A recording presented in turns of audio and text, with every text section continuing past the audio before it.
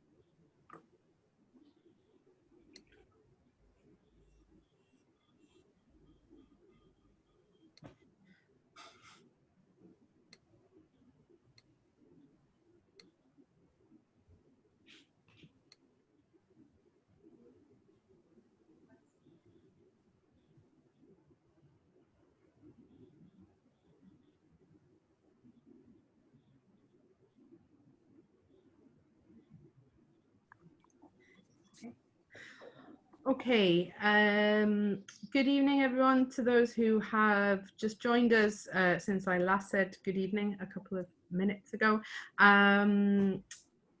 Ricardo, Zach, and Eleanor, we're still getting people kind of coming in through the portal. So if it's okay with you, we'll just give it a couple more minutes. Absolutely, yeah. Great.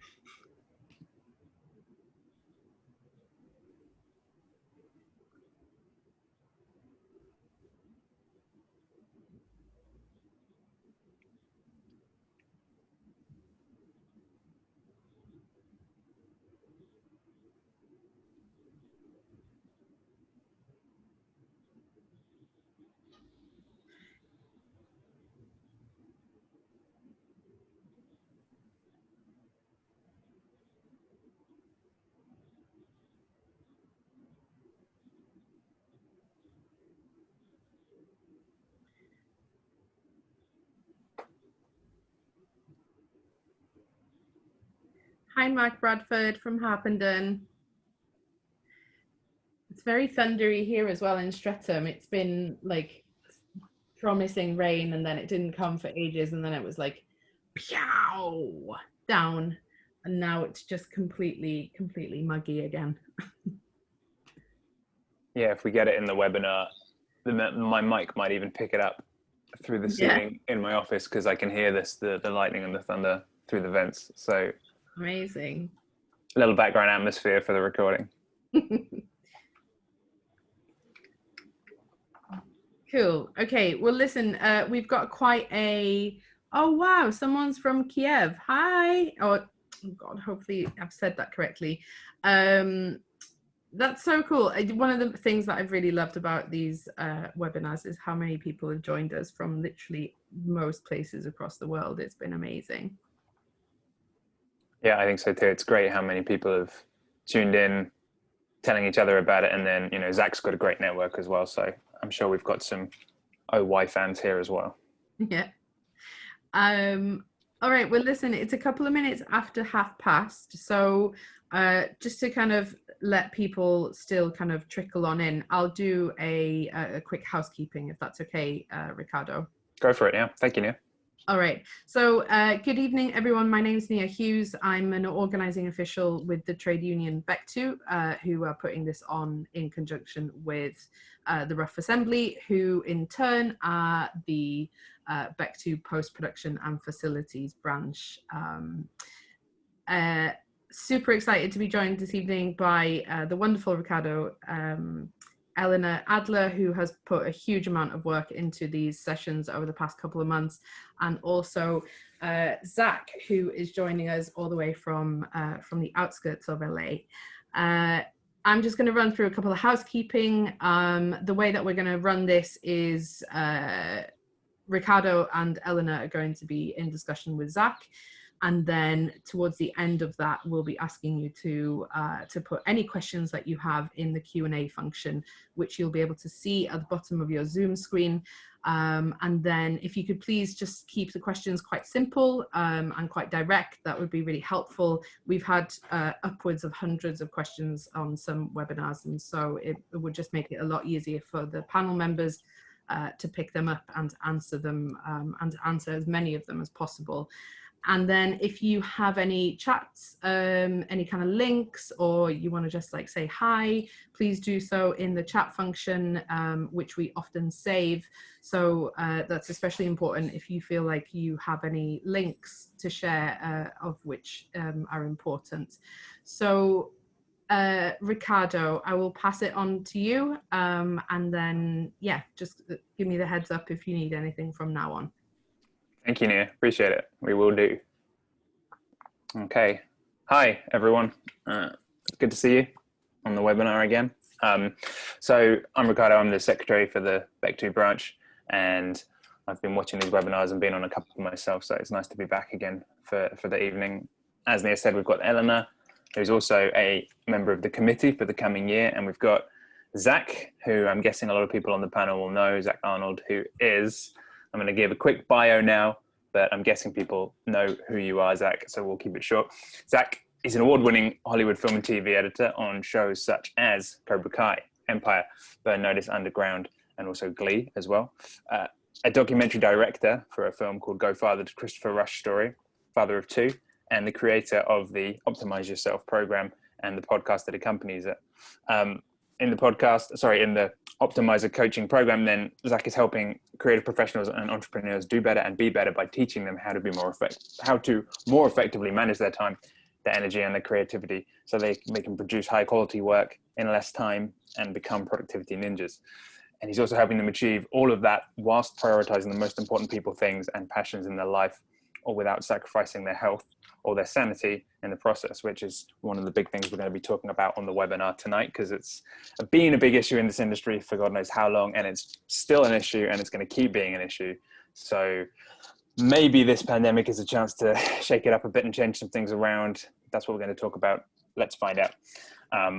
Zack's mission is to inspire people to step outside their comfort zones and to take back their health so they feel empowered to reach their fullest potential.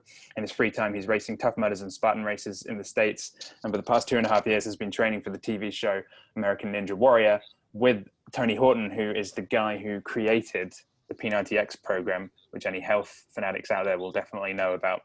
Tony is Zack's trainer for the American Ninja Warrior.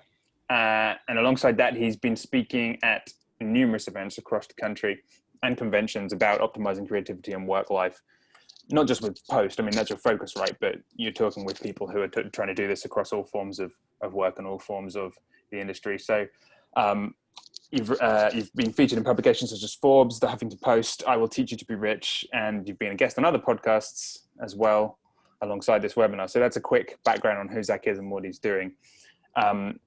Full disclosure, just so that everyone knows as well, I took a little sabbatical after I finished mission, and at the end of that period of time, that's how Zack and I met, because I got in touch with him about actually doing that Optimizing Yourself program. So I've been through it, so we can talk about that too, and I can give a little inside kind of perspective on what it's like and what it's challenged me to do, and how I'm trying to use that to help my career as I transition from, or attempt, I should say, to transition from assisting to editing, which is a long time path, but something we all probably want to do here on the course. Zack, let's start it off with what happened to you to, make you create the Optimize Yourself program. You've touched on it on your podcast with your interviews, but give a little background here as to why you wanted to do it. Absolutely. Well, first of all, I appreciate the invite to be here. I know this has been a long time conversation that we've had via Slack for a while to make this happen, so I appreciate it. Secondly, before I tell my story, I have to go into coach mode immediately. Yes. I can't let you get away with saying you're making the attempt. You can't do that, because the way that we use these words in our head and we create these scripts, you're creating a barrier for yourself, my friend. That's true. Dude, you worked on Mission Impossible Fallout. If you want to make the transition to editing television, you're going to make the transition. So erase the word attempt out of your vocabulary. And when you introduce yourself, you say, I am currently making the transition to editing television. So I'm just going to throw that out there right now. And I'll come out of coach mode, so don't worry. But that's good. I like it. We can start again if you want. No, that's okay. That's no worries. We're doing this live, so that's cool. But yeah, to kind of describe how I ended up here, if it's a matter of telling the story of why I decided to talk about burnout and creative performance and talking about my story, it's really a question of, well, which story of depression and burnout and crashing do you want to hear? Because there are so many. Really, the first one started way back early in my career. I'm going to date myself, but I've been doing this for about 20 years now. And about 3 years into my career, I was editing my first independent feature film. And it was a really intense project. I was getting paid very, very little money. I was essentially a glorified assistant where I was my own assistant editor, but I was also cutting it. And there was a period of time during the director's cut where we had worked, I believe, I don't know, maybe 2 to 3 months straight, 7-day weeks, 16 hours a day. So the pattern was wake up at 9 in the morning, knock on my door, director comes in. I was doing this from home. So I've been doing the work from home thing for a long time. And we would work until about 1 a.m. She would go home, 8 hours later, knock on the door, and it was just that 7 days a week for about 3 months straight. And it literally almost killed me. As soon as we delivered our cut to, it wasn't to the studio because it was an indie film, but we delivered it to multiple studios to get distribution. And I just massively crashed. Like, I could not even function. I was sleeping 12 to 16 hours a day. And I vividly remember spending pretty much all my waking hours just laying on the couch watching reruns of Law and Order SVU. That was my entire life during that hiatus.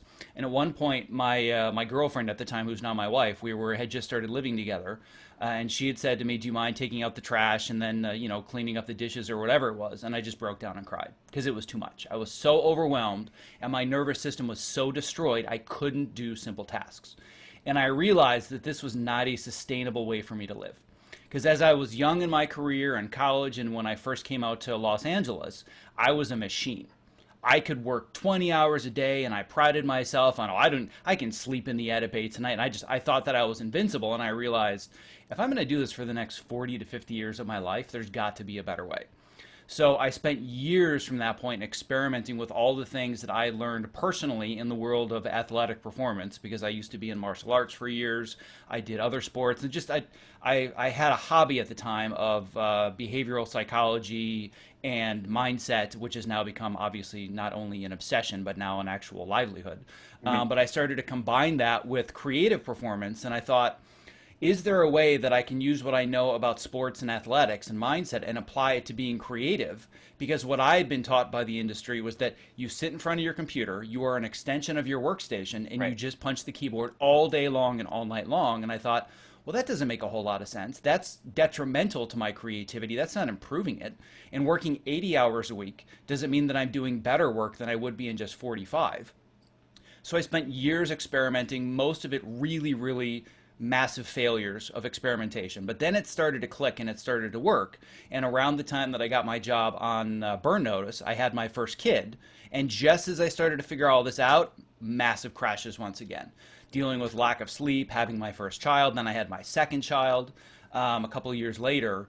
And I remember driving to Burn Notice one day. And for anybody that's been to LA, you know that when you're driving in traffic, you're not really driving in traffic, you're more crawling.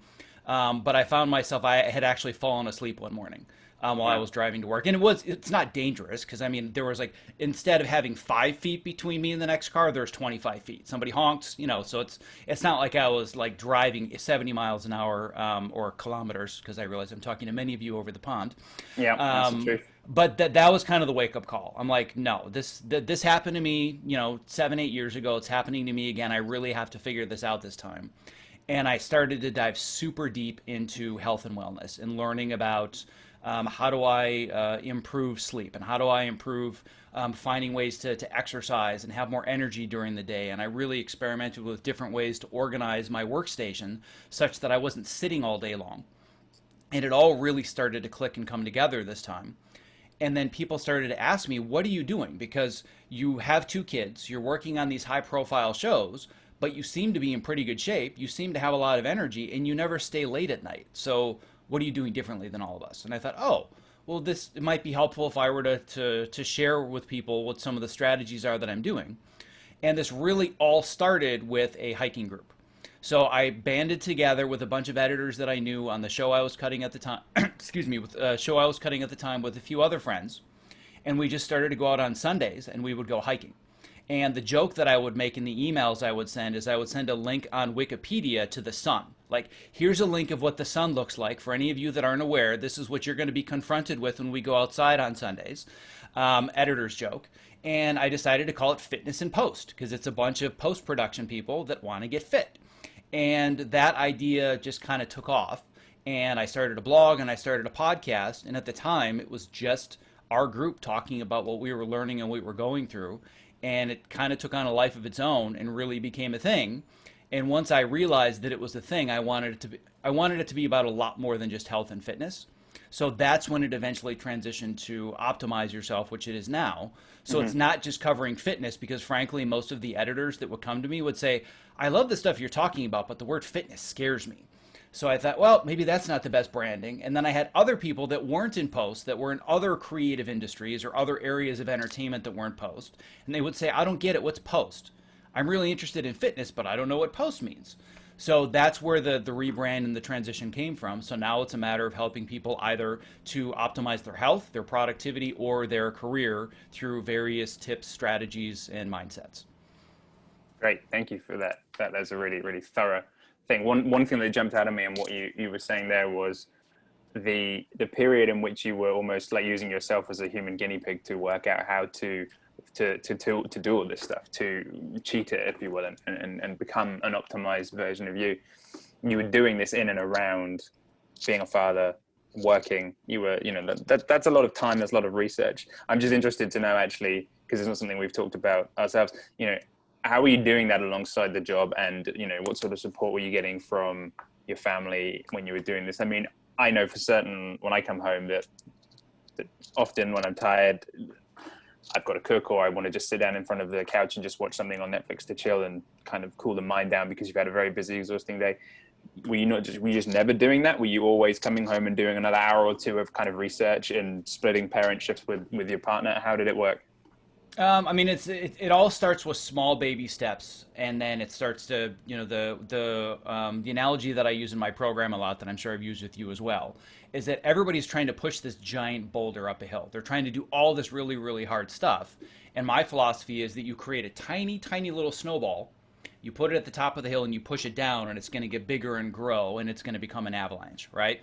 So for me, it wasn't about how do I do all these things at once? How do I learn about health and sleep and productivity, and how do I train to be an American Ninja Warrior, and how do I edit it, and how do I be a better father? I just picked one thing.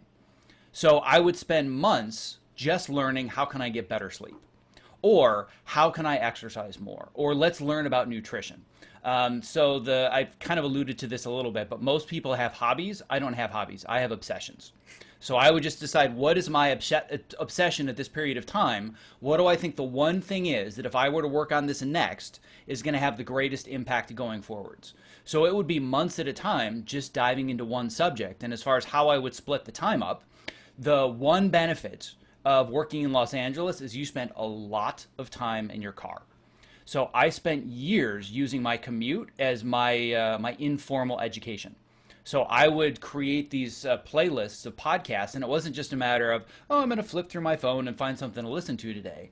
I would put together a playlist like I was building my own curriculum. All right, let me find the top experts in sleep. And all week long, I'm going to listen to all these various experts talk about sleep, and I'm going to see what are the common themes or ideas that come together. How can I start to apply them? And it would just be one thing at a time. So it's this domino effect. So I would get a little bit more sleep. I'd feel a little bit better, have a little bit more energy. Then I would do more to get better sleep. Then once I had sleep figured out and I had a lot of energy, all right, well, now how can I start to eat better? Or how can I introduce more exercise into my life? And it just becomes that domino effect, or that snowball effect. And then eventually you get to the point where you're like, I've got all this energy and all this time left over, because one of the things that I was really obsessive about for years was time management and productivity, which is a huge portion of my course, especially now because so many people have had this newfound awareness because of the pandemic of how awful they are at managing their time, because they had a job and now all of a sudden they have all the time in the world and they're like, what am I supposed to do with all the time that I have, right? So productivity was a huge part of it. So as I started to become more productive, I was able to cut more in less time, which gave me more time to learn. So the snowball just kept rolling down the mountain. And then about the beginning of 2018, what had happened is that during 2017, it's the way that I talk about 2017 is I call it the lost year. because I had been working really, really hard on building my first major launch of my first online course, which is called Move Yourself. It's a 4-week online course that shows you how to build a more dynamic workstation and the tools that you need to move more, be more creative, more dynamic. But I didn't listen to my own advice about work-life balance, and I was working really hard, intense hours to launch this program, and I burned out for months. And all the things that I put into practice for all those years that were working so well completely fell apart, and I had about 6 months of massive burnout. All I did was go to work and come home, and that was it. There was no extracurriculars. There was no listening to podcasts. Even the podcast and the website and everything that I was doing just went on hold. I just disappeared. But then I realized, all right, well, let me just start over from the beginning where I started years ago and just hit the repeat button. And I woke up, I don't even remember the exact day, but I know it was during a holiday vacation. And I sat down with my wife in this very room and I said, I've got a crazy idea. And first of all, she looked at me and she's like, what now? Because I have a lot of crazy ideas. So it wasn't a big deal to her when I said that. And I said, you know what? I think I want to be an American Ninja Warrior. She's like, okay, yeah, I can see that. I'm like, that's it? Really? She's like, yeah, go for it. I'm like, well, that was easy enough. So that was where the journey restarted. And at that point, I really focused on, if I'm going to be teaching this stuff, then I have to be living by this stuff. And I can't be putting in 80-hour weeks launching a program that's talking about work-life balance. So that's really what has kind of led me to where I am the last couple of years. But the more productive you become, the more you sleep, the better you eat, the better that you move, the easier it becomes to find the time to be able to learn this stuff. So it's really kind of the self-fulfilling prophecy, but you just got to start with one small thing and not try to do all of it at once. Right. And so an interesting thing for me, though, is listening to you talk there, although you started kind of linearly in terms of what you were teaching yourself, first about sleep, then about diet. Once we as individuals, once you have started those balls rolling on those different topics, though, it becomes something like they do need to move in parallel, right? You can't just focus on sleep, but then eat crap, but be sleeping well, because the scales, the balance is going to kind of get upset, right? It's about, once you've got your balls moving, you've got to have a system in place. I'm not saying you need to be multitasking crazy to not be able to work efficiently, but you need to be keeping your healthy eating going whilst getting the right amount of sleep, whilst editing efficiently. They need to move together, right? Exactly. Yeah. I mean, one of the catchphrases and really the fundamental core idea of the program is, I believe that we can be successful in this industry because we prioritize our health and our well-being, not despite the fact that we prioritize time to focus on these. Because it feels like the conversations and just the work culture that we live in general. And what I've learned so much over the last few years, because I'm doing all this digitally, I work with people all over the world. This isn't about me working with creative professionals in Los Angeles. I mean, you and I have worked together for months, and I have people that are in Denmark and Ireland and South Africa and Colombia. Like, they're all over the place. It's the exact same problem everywhere, where it's mutually exclusive. Either I'm putting everything that I have into the job, or when hiatus comes, then I'm going to focus on my health. And that doesn't work. So what I'm trying to do is teach people how you can I don't want to say you can do it all, because I think that's a little bit pie in the sky. I'm not saying any of this is easy, but I think that you have to find a way to prioritize doing all of it as much as you can to your own ability at the same time, and getting out of this mindset of, well, I'm in work mode right now, I'm just going to go in tunnel vision, I'm going to get the job done. But then as soon as hiatus comes, yep, I'm going to get healthy now, because we all know when hiatus comes, we crash. And then we're thinking, well, okay, I just need to recover. As soon as the next job starts, then I'm going to get healthy. And it's just this vicious cycle. Which was the approach that I was trying to take for quite a number of years. Like, when I'm on the job, I'm on the job, and I'm on the film, and I'm all about the film, and then I'll take a break and I'll try and recover. And yeah, it didn't work very well. Your body doesn't care that you're on the job. Right. And that leads into a question that I wanted to ask, just from my own experience being primarily film, and I'm sure we've got people in TV and film on the webinar, what you've been doing here to optimize yourself in this way. The first part of the question is this a conscious choice to primarily work in television to enable you to do this more effectively, because maybe the hours are better, or the partnerships you find are better? I think that would be something interesting for people to hear when they're trying to work out career paths, because I certainly found in film that being an assistant and as you rise up the ranks to a first, you know, the expectations are extremely high, and as an editor even more so. And film has this, we're making a film thing to it, you know, like why does this deserve to exist? And then there's just this aura around it, that, not to demigrate TV, because I think TV's in a golden age and has been for the last 20 years as we've, you know, moved into the HBO world and all the stuff that's going on at the moment with the streamers. But is there a difference, and do you think that plays a part in how effectively you can control your lifestyle in this way in terms of your health and your work-life balance? Yeah, absolutely. I mean, TV is a huge part of this whole process, and I'll break down why that is. And I'm going to step outside of myself for a little bit and go back to this idea of the work culture that we all live in.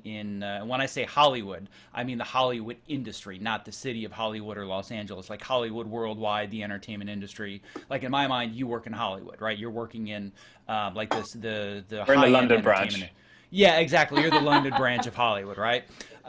So the idea is that we all are here because we want to be successful.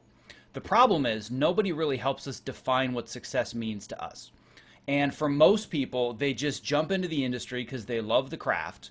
And success means that when I go to parties or mixers, when people ask me what I'm working on, we want them to say, "Oh my God, that's so cool. I love that." And if we don't get that response, if we're working on a reality show or a documentary or whatever it is, and people say, "Oh, I've never heard of that," we're like, "Oh, well, if they haven't heard of it and they're not impressed by my work, well, then I must not be successful yet." But nobody helps us define what it means to be successful to us individually.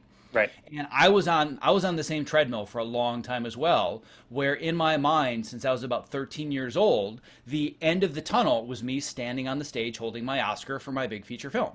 Right. I think we've all had that image more than once. And I realized, well, this really doesn't align with the things that are the most important to me in my life anymore. And where that moment happened for me was when I was editing season 1 of Empire.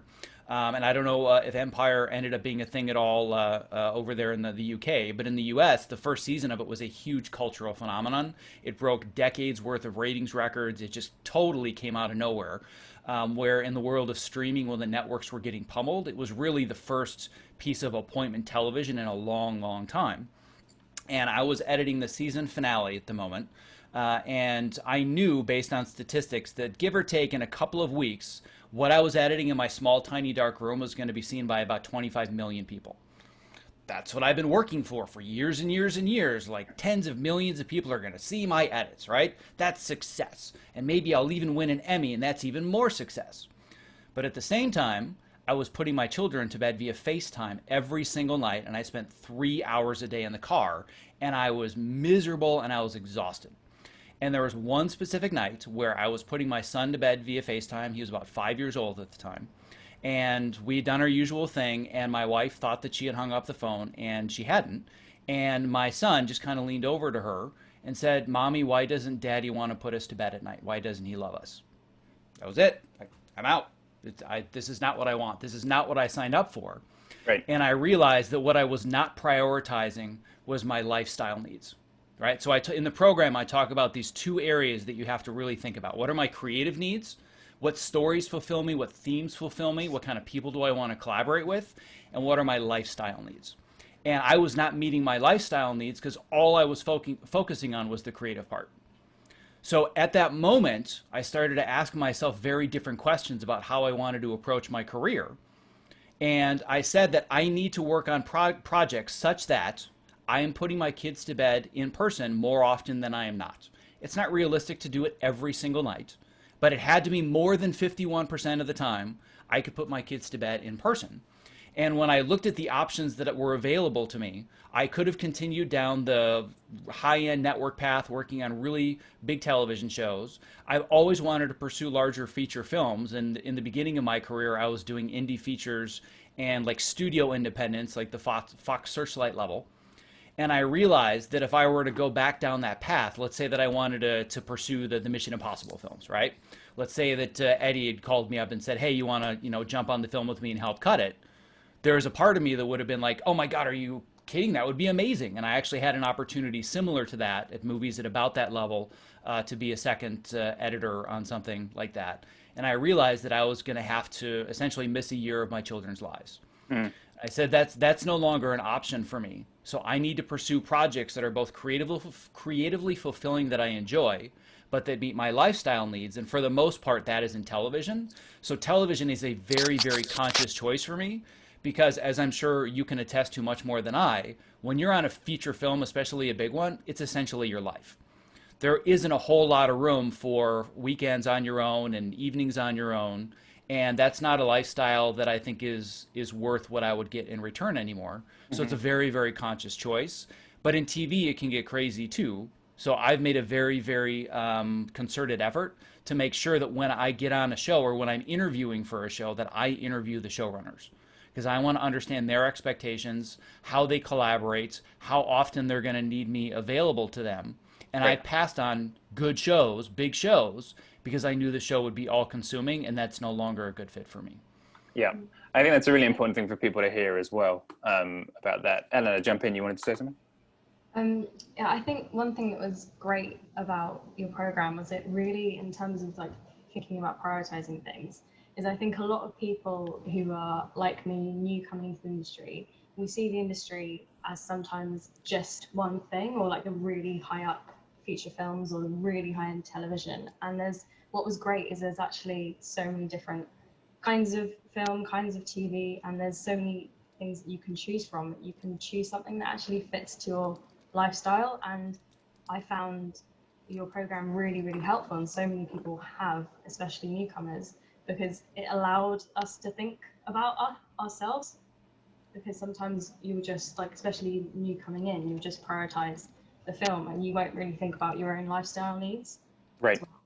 Yeah, I think that's a really important, and one of the interesting things, and I'm sorry I didn't do this in the intro, Eleanor, one of the interesting things I wanted to say, and the reason that we're both on this call is because I thought it would be really interesting to have the insight of, I'm 35 and I started in the industry in 2009. So that was in a TV job, and then I transitioned to film in 2010 with X-Men being my first film. And, stuff existed to help with this, but nothing like Fitness in Post or Optimize Yourself existed. And I was focused, perhaps a little too focused, on tunnel visioning into the film industry however I could. And a lot of the stuff that I was listening to and finding on my own time, podcasts, interviews and stuff, was from, people who at that time were the top writers and top editors and directors doing interviews and stuff. But the overriding message that was being given to me as a young 25-year-old by the people in the industry at that time was, pay your dues. This is how you get in. Like, become a good assistant, work your way up as an assistant, and then you can hopefully progress to the role of the HOD. And then you're creatively maybe stimulating yourself and doing what you want to be doing. But again, because the focus for me was film, I was listening to a lot of people talking in film, and subconsciously, the message I was getting and consciously was, if you're working in film, that's what your life will be. Like essentially everything else about your life will be put to the side and must wait till after you have finished the film. And then you've probably been paid well enough if it's a good film. Even a trainee, certainly nowadays, is getting paid a rate that is above the average of most people in this country on a weekly basis. So even on a low rate, maybe in London, obviously it's a bit different because you have to have higher living expenses. But if you're sensible with money, you can still put stuff away so that you could probably have some kind of break between jobs and have a life, so to speak. But I wasn't hearing contrary information to this from anyone I was listening to.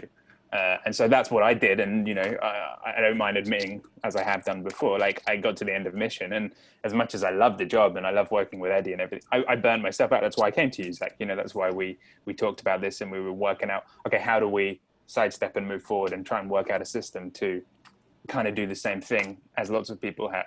And, you've touched on it in a number of podcasts, right? When you talked to, is it Roger Barton? The gentleman, Yeah. I mean, he was very honest as well and frank about his story from editing on your. He talked about it openly on your podcast. I think loved what he was doing, loved his job, but had gone through a very difficult time with his partner as well, and just the demands of those films. And I think it was the Transformers ones that he was primarily working on, which with Michael Bay, obviously, like great action films, pushing the visual effects industry forward amazingly as well, but very demanding, and just one of many people with the story of divorce. And so I wonder, what would my path, what choices would I have made if something like your program had been around 10 years ago? And Eleanor, you're saying that, this is really helping to get people to just think a little bit more. What internal Definitely. validation do I want? It's not, because for me, I'll say it was an external validation. I loved editing, I love technology, I love film, I love storytelling, but the glitz of film certainly was a pull and an appeal to me that I think is going to be the case for a lot of people. But 10 years later, I was burnt out. And if there's a good message for young people here, think about that and think about what you really want. You can handle it at 25. 10 years later, it's a different story. Well, I mean, look at all the glitz and glamour that you're living right now. Like the small windowless room, the artificial lighting, the cables everywhere. Like, does it get any better? I mean, come on. Like, it's amazing. This is a right? virtual background, Zach. I'm actually. Oh, is it? You're actually on the beach, and you chose this as your virtual background. Yeah. I see. I wanted to appeal to the crowd of I totally people understand. That, yeah. Well, I mean, I went through the exact same thing that you did, where I realized there's a resource that I really, really need right now, and it's not out there. The resources were available for the athletes. And I thought, well, I'm not an athlete, right? I'm not a biohacker. I don't need to learn how to run my next triathlon, but I want to take the stuff that you've learned and I want to apply it to my life. But like you said, I'm not, it's not that I was a human guinea pig. I'm still a human guinea pig, right? But I realized that this is a resource that can be helpful for other people. And I really, really wish I just had it and I could go to a URL and I could solve these problems. But as I've done more than once in the past, I kind of had this realization where I'm like, crap, I'm going to have to be the one that needs to build it because this needs to be built and we need this. And that's essentially what I've taken upon myself for years now, is to make this resource available because I needed it more than anybody did. I think that one of the things that happens when you start to do a podcast and a program like this is people assume you've got it all figured out. I'm as far from having it all figured out as anybody else. I'm still trying to figure this stuff out every single day. And one of the things that we haven't talked about yet that I think is really important, specifically when it comes to this idea of hyper-focus and diving into the job and poor time management. One of the exacerbating circumstances that led me to where I am today is that in my mid-20s, when I went through this huge bout of depression and burnout, I was also diagnosed with adult onset ADD. When I was a kid growing up, I got all my homework done, I met all of my appointments, all my expectations, and I realized that was just because my dad was Mr. Discipline and I had no other choice. Once I was left to my own devices and I was no longer in college, and it was just me making my own decisions and setting my own goals and deadlines, I was a dumpster fire. I couldn't get anything done, and I didn't understand why. I didn't understand why I would be in tears when my wife said, "Can you take out the trash and do the dishes?" But I can't prioritize which one to do first, and I don't have the energy. That was driven by ADD, and one of the number one symptoms of ADD is the ability to hyperfocus. So if you learn how to harness it properly, it can be a superpower, but if you let it take over, it becomes kryptonite. And for me, it was kryptonite. So one of the reasons that I've become so good at time management and prioritization is a survival mechanism. Yes. So it's really important for people to understand that I built this program because I need it, not because I have all the answers and I wanted to just share all these tips and tricks. Like, I needed to build a program for me first. What works, what doesn't. Now let me bring a few people in, test it for them because they have the same issues that I do. And now it's just a matter of expanding and scaling to help more people with the same issues. But I'm far from having all this figured out. Trust me. Ask my wife. She'll tell you, I do not have all of this figured out. So I'm still trying to be the human guinea pig every single day myself. I just maybe happen to be, a step or two ahead just because I'm so massively obsessed with learning more about this stuff. And the more you learn, the more steps you add onto it, and the better you feel, the more that you want to do it. So it's a fun process where I still remember the first morning that I was driving to work after I had started to learn how to hone my diet and my sleep. And I remember driving, I'm like, oh my God, I have ideas right now. Like, not only am I awake, but I'm thinking of stuff. And that's where I started to come up with the idea of the podcast and all the other things. I'm like, I didn't even know what it felt like. It was like being in somebody else's body. But I've been building off of that feeling for years and years and years. But I just want to make it very, very clear that I'm not coming to this saying I figured all of it out and I have the answers. I'm still the guinea pig and still trying to figure it out myself, and now with my community every single day. So we've hit about 35 minutes there just talking on those issues. I want to link this in now to the articles that you wrote. because obviously, Mm-hmm. the last 5 to 10 years have been certainly a big cause for you with the Fitness and Post and Optimize Yourself and developing that. And you've built this community, and kind of ironically, not in a structured way with the course and everything, but in a parallel, similar things have been happening over here in the UK with the union and coming together and forming the Rough Assembly, and a bunch of people back in 2014 in the Sun Tavern, just basically all coming together, to talk to the union rep at the time and say, what can we do? How do we do it? And why are we all allowing this treatment to happen to us in Post? And we've built a community over here as well. And there is now a similar kind of presence in the UK with the Facebook groups and the communities and people talking to each other, and our rate cards, and just Bectu Post Fest that we've put on, and it's a similar kind of vibe. So I think it's really interesting that in the same decade, this is now, it's almost like this decade of change that's taking place on so many issues with the Me Too. That is a parallel of this. This is part of this. Do you see it as a generational thing as well? Are you seeing that there's a difference in outlook and mindset from younger people coming into the industry and wanting to live differently and work differently to the older generations who, admittedly at the moment, are in positions of power within the film industry, controlling budgets, controlling shows, controlling whether we get hired or not? But are you seeing a difference? Are you seeing pushback in America? Yeah, I'm seeing it over here. I would say that for the most part, the idea of working less hours, prioritizing our health and our well-being is well received across all generations and age levels. However, I see it much more prevalent in the younger generations because they haven't been indoctrinated or conditioned to believe that you have to sacrifice yourself for your work. When it comes to the articles that I wrote recently, one of them, this idea of we don't want to go back to normal because normal wasn't working. Vast majority of the response to that was very positive. People saying, yeah, I agree with you, and here's what wasn't working for me. But then in the follow-up article, I talked about this idea of what it would take for Hollywood, and again, the proverbial Hollywood, to adopt the idea of a 45-hour work week. And first of all, the people in Europe were like, we already work 40 and 45 hours. That's how they're called French hours for a reason. Yeah. But then I got not in England. Yeah, not in England, right? You don't get French hours, even though you guys are a lot closer than we are. But I got a lot of pushback, especially from people that were in the larger IATSE union, people that are in the Teamsters, and people that are on set. And a lot of it was the older guard, like you said, the more seasoned professionals. And that mindset is, well, you suck it up, you pay your dues, you do what you're told. And the biggest one is, you knew what you signed up for. You want to go work 40 hours a week, find another industry. There are millions of jobs for you. And so that, I'm sure that you've heard a lot of those same things as well, but that's no longer sustainable. Things were a lot different before we transitioned to digital. And yeah, the hours were still very, very long. And I've done multiple podcasts with industry legends, one of them being Walter Murch, for example, where I asked him the question, you've been doing this for over 4 decades. What's changed as far as your hours, the deliverables, the demands? He's like, nothing. I mean, the only thing that's changed is we can get more work done in any given day because of technology, but I don't work any harder than I used to. We're just able to accomplish more faster, but it was still 6 and 7 day weeks and long days. Yeah. And he told a story, and I think it's part story, part urban legend, but he talked about there was a project at Universal, I believe it was back in the early to mid 70s, and they were in the midst of a really tight delivery deadline before the film was supposed to screen. And he didn't say what the movie was, but we're talking big tentpole movie.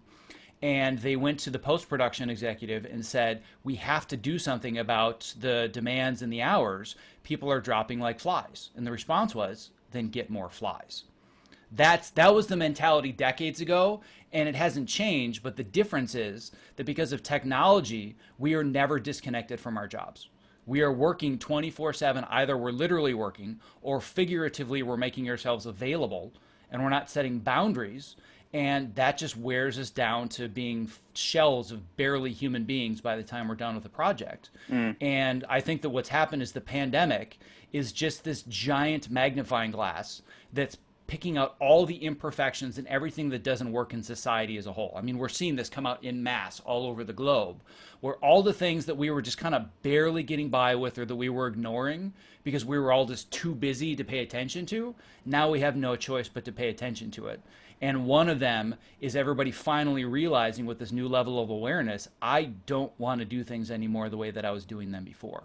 So multiple people in my program, and hundreds of emails and social media messages that I've gotten, where people have said, I was so busy driving to work and working so many hours that I didn't realize how little I was seeing my kids, or how little I was sleeping. Now that I'm trapped at home, I'm getting to know my kids better than I had before.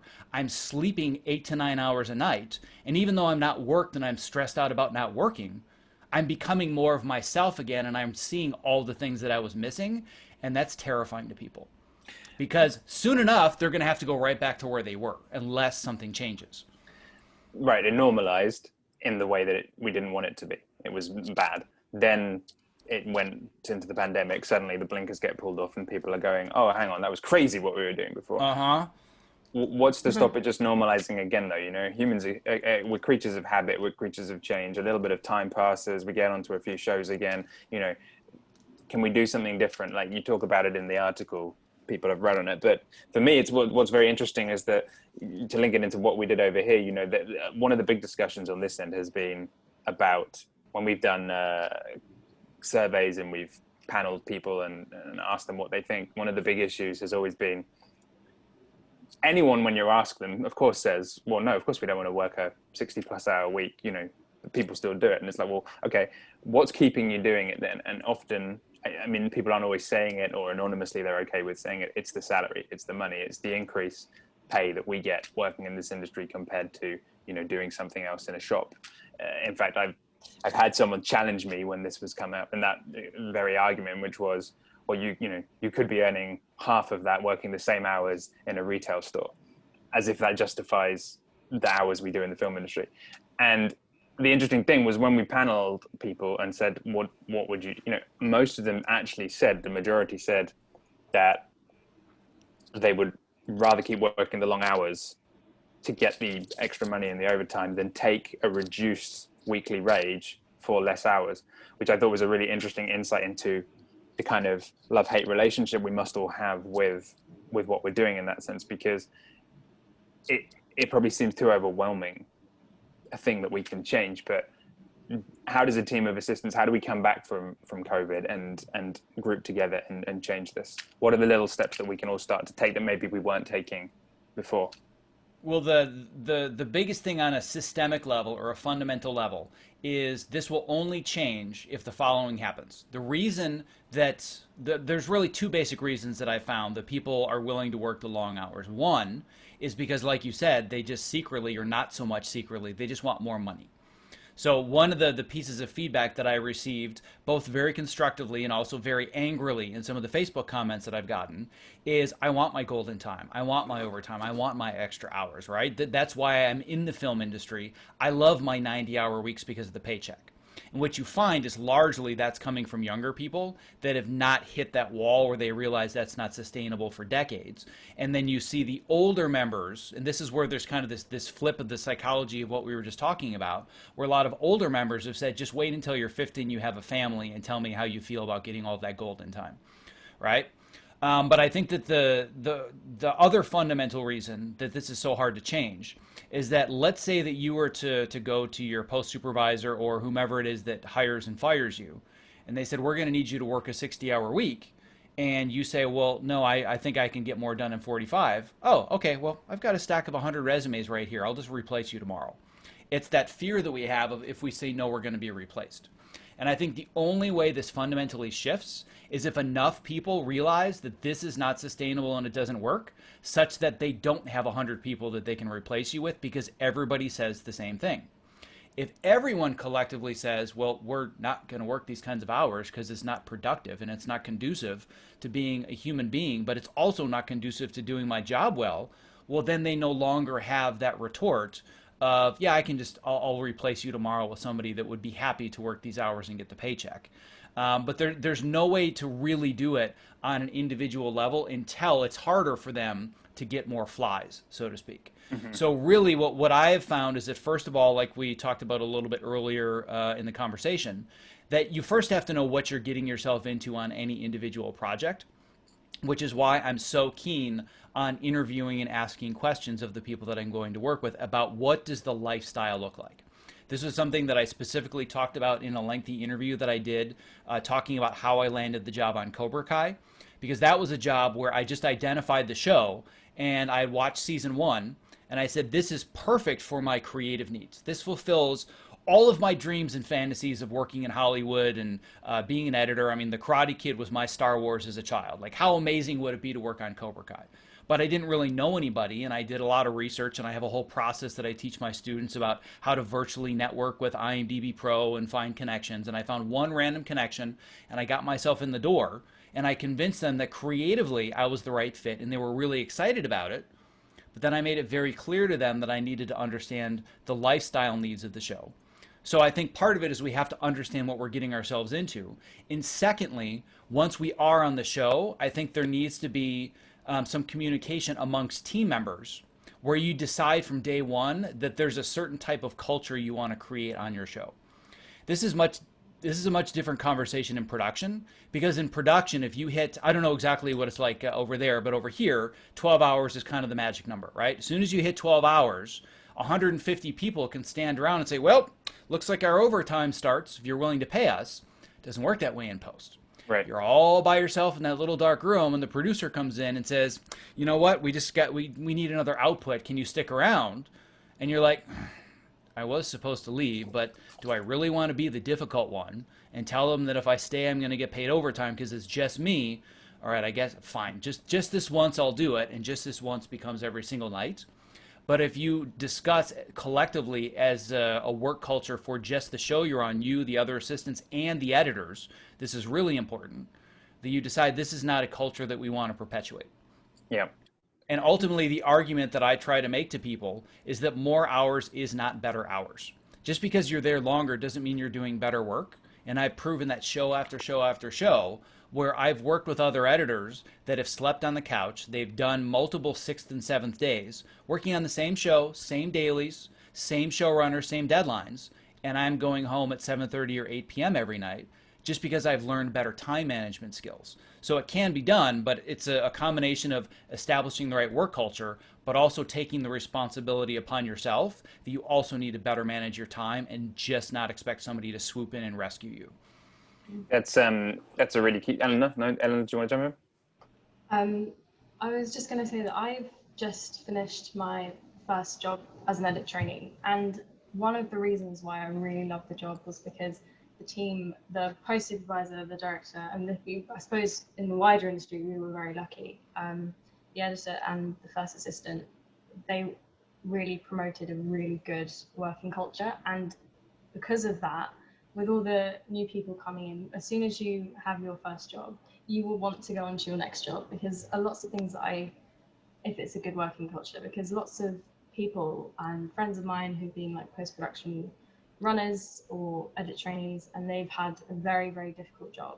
Some of them have left their jobs or have left the industry. And in terms of the same sustainability of the actual industry and mentoring people and bringing people up, the industry might actually run into challenges there if some people find that actually they're going to have to leave the industry because of the working culture. But because of this working culture of the team that I was a trainee on, because it was so good, I had a really, really great experience. And there's an example, if anyone wants an example. And the first, when I went for my interview, the post-production supervisor, one of the first things he said to me was, we're not going to make you come in just for the sake of coming in. Obviously, if there's something that needs to be done, we will get it sorted. But we really care about our team. And that was one of the greatest things to know as well. That's refreshing to hear. And I have to say, in the number of years I've been doing this, and when I've heard people feedback similar information, it has been more TV shows where I've heard that than in films. I have heard it on some smaller films and independent films as well, because there isn't that like big studio, big budget kind of pressure, and it's much more balanced. But it does seem to potentially be more TV orientated, which I think is useful for people to hear if they're new coming into the industry. I think we touched on a little bit in the breaking into post one, but there's certainly an element from it there. One of the other things that I thought was interesting about what you said, Zach, was it kind of touches on soft skills and stuff, because we're not just talking about learning the software really well and being great at storytelling and editing. There's this whole other range of skills that you need to be more in control, to be able to push back, to set boundaries, to do it professionally, to do it courteously, but to be doing it. And also something else that I've learned a lot about in the last, I would say 4 to 5 years, more than I had done previously, as well as the thing you were saying about the people being connected to the money and just, you know, taking the job and how things are going to change is if we let out the money control us, we wouldn't potentially spend it, meaning we just have to then take the next job to keep the money coming in, so a certain cycle can develop. And I don't want to sit here, of course, and in any way be telling people what to be doing with their money, but something that I've started to think about more in the last few years as I moved up the ranks was, if I have savings, if I have X amount of months of salary put aside, if I have a nest egg, I don't just have to take the next job. I can think about what I want to do and ask those questions and find people that I maybe want to. I mean, I got lucky. I worked with a great team of people and I kept going back. But they were demanding films, and, you know, it was always that balance of does one justify the other, which for me it did until I burnt out. But I think those are important things for people to hear and be aware of, right? That there's this whole other set of skills you need to have to be moving yourself forward that you can then share with others. And you touch on that in the Optimize Yourself as well. Oh, I don't touch on it. It's the foundation of what I do. Yeah, okay. I mean, it's all about all the other skills that you don't learn anywhere else, right? So the hard skills as an editor that you're told, well, I'm going to need to be really good at Avid or Premiere or whatever the NLE of choice is, and I probably need to learn some After Effects. I need to be really good at media management, and then if I'm going to be on the creative side, I need to know storytelling, and I need to be good in the timeline and asymmetrical trimming. Just tunnel vision, right? It's all about the creative process. I want to be better at my creative job, all of which is great. That's all obviously very, very important to being a very successful creative professional. But nobody talks about all of the other skills that you need that not only supplement, but will strengthen your creative abilities, which include your ability to build relationships and network, and as you alluded to, your ability to manage your finances. There are so many people that have worked through my program that say the same thing. I'm coming to you because a decade ago, I took one gig that I didn't really want, but I did pretty well on it. Then somebody had another one, then somebody had another one, then somebody had another one. And 10 years later, I'm saying yes to stuff over and over and over that I don't want to do because I can't afford to say no. And they get themselves what are called golden handcuffs. And the reason they don't have that freedom is because their lifestyle expands to meet the amount of money that they're making, and they never built a backup plan.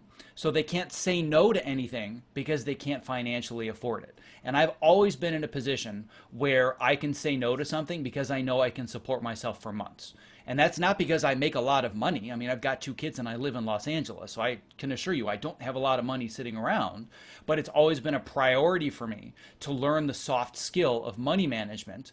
And I know money management and workflows and automations just as well as I understand post-production workflows, to make sure that I know if I'm on the job and I'm making more money than I need to meet my basic living expenses, I'm not thinking, woohoo, extra money.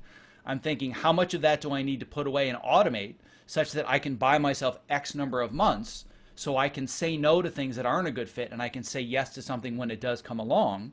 And that's where this program came from, where for years I was at the point where I would say, all right, I'm on a show for 7 or 8 months and I can afford to go maybe 1 or 2 months to wait for the next show or go between seasons.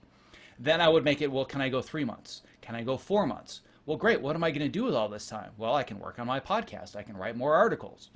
And then eventually got to the point where, can I go more than 6 months a year without an editing job and just focus on this? Which basically for the first 4 or 5 years that I was doing this, I essentially took my money and threw it into a fire. That was what I was doing all day, every day. Because it's not free to have a podcast and a program and all. Like you've seen the back end. There's a lot of different tech that goes on other than me getting in front of a mic and posting an MP3 file to the internet, right? Right. So for years it was costing me a lot of money, but I would just focus on how many more months can I buy myself by automating my finances properly. And I got to the point where it was 4 months of editing, 8 months of doing what I'm doing. And this year, whether it was my choice or not, because there's no editing work, the question became, all right, can I just make it? Can I get on the life raft and can I survive in the ocean without knowing that I have the safety net of the editing job? But that all comes from the skill of being able to better manage money. And I think that when it comes to being able to choose projects, going back to this idea of creative needs versus lifestyle needs, you need to be able to build relationships with people. So when I talk about the core fundamental concepts of anybody that's going to be successful in this industry, one of the most frustrating things is that because we're not doctors or lawyers or accountants, we don't know what the path looks like. So if somebody said to me, how do I become a doctor? I'd say, go on Google. You'll get an answer in like 2 minutes, right? Do this for this many years, go to this kind of school, get this degree, this many years, bam, you're a doctor, you've got the white coat. I'm not saying it's easy, but it's simple. We all know the steps. But in our world, we have no idea what the steps are, which means that we have no confidence whether or not the actions that we're taking are making any difference whatsoever. So what I always talk about with people is that there are 3 fundamental steps. The first is that you have to identify what's the ladder that I actually want to climb, which is what we've been talking about. Is it features? Is it television? Is it documentaries? What's creatively fulfilling? What's going to fulfill my lifestyle needs? Then you have to be awesome at your craft. But the piece that everybody misses, because we're all introverts and we all just want to sit in our dark rooms by ourselves and not have anybody bother us, people have to know you are awesome at your craft. Otherwise, you're just going to wonder, when is somebody going to discover me? It doesn't work that way. You have to make sure people discover you. And those are soft skills that nobody talks about in our industry. And once again, I said, I need to learn this stuff. I need to get better at it. So I had to go to other resources outside this industry. And I thought, all right, well, I guess once again, I'm just going to have to build these resources. So that's kind of the next stage of the program that I'm building now, is beyond the work-life balance and the productivity and the time management. I'm now helping people learn how to build relationships. And luckily, because I'm a self-proclaimed extreme introvert, and I've basically been doing social distancing at the Olympic level for 15 years now, I've got a really good system to virtually build a network when you can't go to mixers and events, because I frankly don't really like going to mixers and events. So that's now a new soft skill that I've added to the repertoire that I'm developing as we speak. And these things actually, although it seems like a tenuous link, I do personally think that all these things we're talking about here with the soft skills, the finance, the money management, the networking, if we are training ourselves to get better at this alongside our Avid skills or our Premiere skills and alongside our storytelling skills and our editing skills, then it does lead to people who are more in control of themselves, and as much as they can be, obviously, because there's always a push and pull between you and the people you're serving in the cutting room and into production. But more of us feel more confident, therefore more of us are talking to each other openly about these things because we're feeling confident and we're not feeling threatened. And as a result, the community grows bigger, and as a result, more people are then thinking and prepared to start pushing back against excessive schedules, against long hours, against undercutting people with pay, and so on and so on. And for me, that's what links into the articles you wrote. That is how we change the game, and it's going to take time and it's going to be slow, but it's everyone sort of working together directly and indirectly, kind of upskilling themselves across all of these things to almost become the next generation, the new generation of people coming in. Because eventually a bunch of us are going to get older and rise up the ranks and become next level first assistant editors and the editors and the HODs and the managers and producers. And we can, I feel it's not unrealistic to say that we can actually reshape the industry as just the natural evolution of change takes place. I mean, I think Steve Jobs said it really nicely at that commencement speech. He's so famous that it's like, it's not a fun thing to say, but you know, death is life's great change agent. It gets rid of the old to make room for the new. And this is the next generation's chance to come in and actually assign this way of working maybe to the 20th century. Well, let's hope, right? I mean, for me, I think that the biggest agent of change is one word, and that word is no. And no is a really, really scary word. So if we're talking, let's put you in the position that you're in now and hypothetically talk about you come into the show and you feel like, you know what, this seems like it's going to be fairly decent hours. I talk to them, the deadlines aren't crazy, but then all of a sudden the unrealistic schedules just do this, right? We've all seen this happen. It's this accordion effect where all of a sudden things become very, very unrealistic and unmanageable.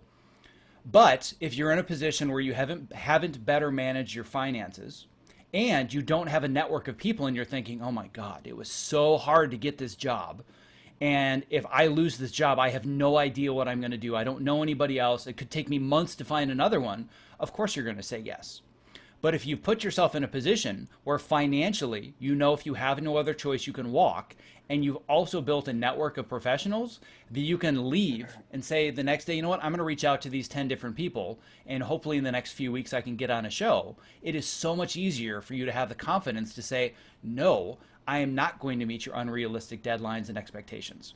A phrase that I've used more than once that probably doesn't make producers or directors or showrunners terribly enamored with working for me, but I've said it more than once, that your lack of scheduling is not my problem. That is your problem. So if these deadlines are unmeetable, you need to fix something, because I'm not going to sacrifice myself for your unrealistic deadline. So a story that I've told more than once before is when I just began Cobra Kai. It was season 2, but it was my season 1. And it was maybe the first week or two they had brought on basically the entire post-production department. They had done an overhaul, and it was all new people. And the producer that was running the department, she had sent us the calendar for the season. And it wasn't even her calendar. It was more the studio kind of putting together a preliminary calendar based on the shooting schedule. We were all trying to figure it out. And she came in and we talked about the calendar, and I just set the record straight right there, knowing that if what I had said wasn't going to come off well, I probably wasn't on the right show. And I said, listen, I got your calendar. This is what I have to say. As long as you understand that I'm not going to be able to meet a single one of your delivery deadlines, then you and I are going to get along just fine. If you expect that these are meetable, then I'm on the wrong show, because these expectations are not meetable. And P.S., I'm actually pretty good at what I do, and I can't hit any of your deadlines. And she kind of laughs, and she's like, yeah, I know. Calendar needs a lot of work. We'll figure it out as we go along. And I thought, all right, we're good. Like, we're going to be able to figure this out as a team, and we work together with what were somewhat unrealistic expectations. But if I just said, oh, yep, I'll do my best, I'll make sure that I meet all of these, and I sacrifice myself without telling anybody, and I do unpaid nights and weekends because I don't want to look bad, I don't want to be the difficult one. But instead, I just said, no, I can't meet these expectations. Not because I'm not good at what I do, not because I'm poor at time management. I'm very good at what I do, and I'm excellent at time management. I can't do this. So let's figure out another way. And that set the course for the culture of the show for the next 2 seasons. That's great. I think that's a great example. And saying no, like you said, it sounds simple. It's hard to do. And simple, not easy. Simple, not easy. And you get better at it with practice. And it took me a while, and it took time to find a way to do that as well. And, you know, you have to manage upwards. And I think I would say for people coming into the industry as assistants and new people coming up, learn your manager, you know, like try and, I think we can take what you just said there earlier on and actually be like, okay, Eleanor, you know, you as a trainee, you can kind of interview your first. You know, if someone's interviewing you for a job, you can interview that person first and kind of get a feel for how they're going to be as a manager, and potentially let that help you decide whether that's the job I want to take, or maybe the post supervisor, because they may be the person interviewing you as well, or a combination of the two. And that's something that we can all take away, unless we really need the job, of course. And in that case, refer to earlier points about financial management and so on and so on. Exactly. And one thing that I want to add to that too is that you need to learn how to frame saying no in the right way. This is another communication skill that, especially amongst introverts and editors, like, communication skills are not our strong suit. If it were, we probably wouldn't spend our lives in small dark rooms by ourselves. But the really important communication skill is reframing. So if it's a matter of, no, I'm not going to meet your expectations, these are dumb, obviously that's not going to work. However, the way that I frame it is, I want to be able to give you the best show I possibly can. You are not setting me up to be able to do that. If you want me to cut a great show, and you want me to be just as energetic, as enthusiastic as I am on the final day I lock picture on the finale as I am today, this calendar is not going to allow that.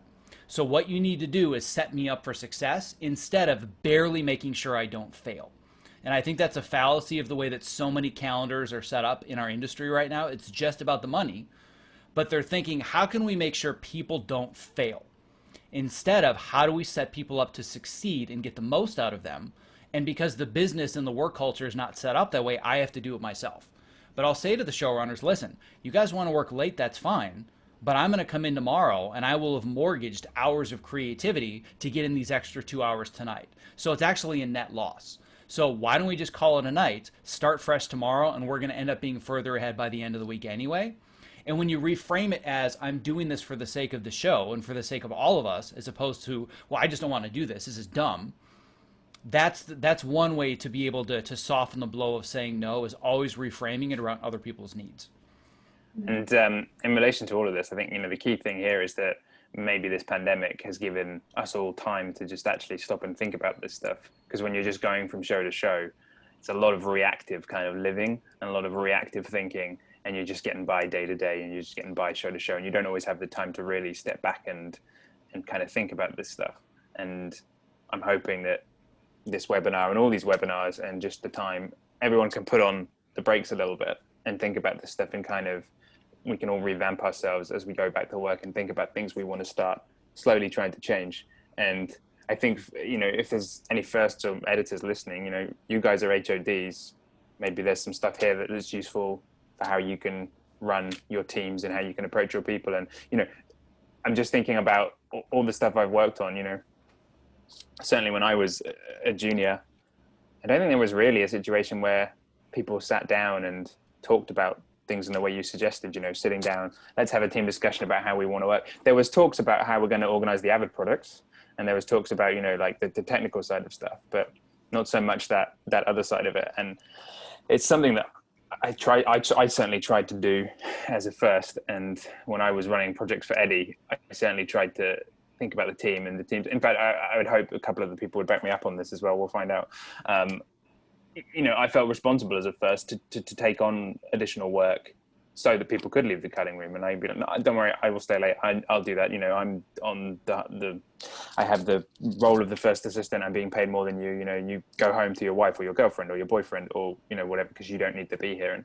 And that's something that we can all take on. And the other thing that I learned going on, which is something I would pass on to anyone and to you, Eleanor, and other people, is you can't always tell until you're working with someone. But once you've worked with them, if it doesn't fit your values and they were bullies or they just didn't manage effectively or whatever, maybe have a little list, and make a list of people that aren't good to work with again, so that you don't have to take a job with them because you need the money. You've got your system set up so that you can find the people you want to work with, and then you create your own network.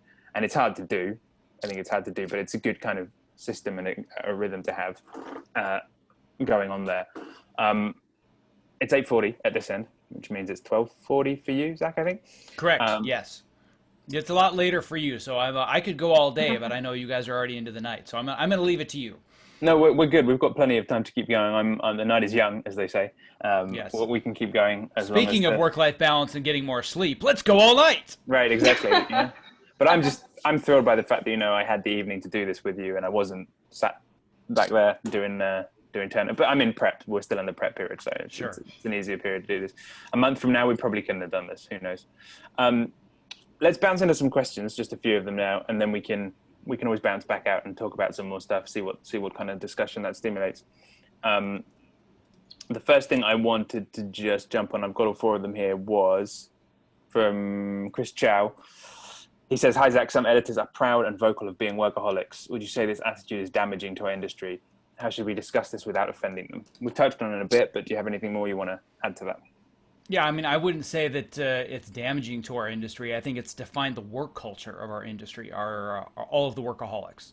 And this is something that I address actually in an article that I just released today, that when it comes to the exploitation of people in the creative fields, it's so prevalent and science is backed up that it is in fact true that artists and creatives are taken more advantage of than people in non-creative industries, so much so that there's now a term, and it's called the passion tax, where we're so passionate about what we do and we just want to be a part of it that we're willing to work for these exposure bucks, right? Oh my God, I'll get exposure and IMDb Pro credit. And this is not a new idea. People have been talking about this for a while, but there's actual research that backs it up. And one of the things that I argue, that I talk about with this idea of the passion tax, is that the creative work that we do is literally habit forming and it's addictive. So if you think about, we're sitting in the timeline, we're creating these ideas and we're cutting a scene, we get a dopamine hit every time we make a right decision. We have a really good cut. We all know that feeling of you have a montage you're putting together and then you slug in a piece of music and then that one beat hits on that one moment. You're like, oh my God, that was amazing, right? So that's a dopamine hit that we get. And dopamine is the neurotransmitter that's linked to all addictive behaviors. So essentially, as editors and creative professionals, we are chasing our next high, which is why we become workaholics. And I think it's not just a matter of people that are working for the sake of work or working for the sake of money. It's also working for the sake of that creative high that we get. But what we've seen is that workaholic culture has gotten us to where we are today. Mm-hmm. And I don't think you can just tell a workaholic, we'll just work less, right? So I think that the way to reframe it is to help them better understand that they can still get the positive feelings and all of the emotions that they get from doing their job and actually get it more if they work less. And that's really hard for people to understand, but plenty of science has proven that productivity and creativity just plummet after about 45 hours a week, which is like a half day for most of the people doing what we do in this industry. So yeah, if you're a workaholic and you're a part of the old guard and it's just a matter of, you suck it up and you do what you're told and you pay your dues, there's only so much that can be done with that as far as convincing someone. Then you have to ask yourself the question we've talked about already many times, do I want to be a part of this? But I found that if you can reframe it for people that are at least open to the discussion, that they can actually enjoy what they do more by doing it less because they feel better doing it. But just trying to confront somebody that they're wrong. I mean, how many people here have gone on Facebook and shared their opinions and the response was, oh my God, you've completely changed the viewpoint of my world. I appreciate your positive comments. Like, that's not how it works, right? So you have to fight that battle when you come to it. And frankly, it's that workaholism culture that I'm trying to slowly erode. But that's coming from a self-proclaimed workaholic to this day. I mean, work is my addiction. I just find different ways to provide a different level of value to the world without it completely destroying me. Mm-hmm. But I'm also a workaholic, so I understand where that comes from. How much does your family life play a role in that though? Like, how much is your partner and your wife good at keeping you in check when perhaps you could go 100% on the Optimize Yourself course all the time? And do they ground you in a way? And how important is that to you? For workaholic personality. Yeah, I mean, I would say that they ground me, but I would say if anything, they're not aggressive enough. So really, when it comes to, like, for example, I've worked harder since the pandemic hit than I have in years, just because all the things that I've talked about went from pre-March. It was, oh, that sounds good. I'll get to that stuff eventually when I have time. And then all of a sudden it went from would be nice to have to I desperately need this stuff now.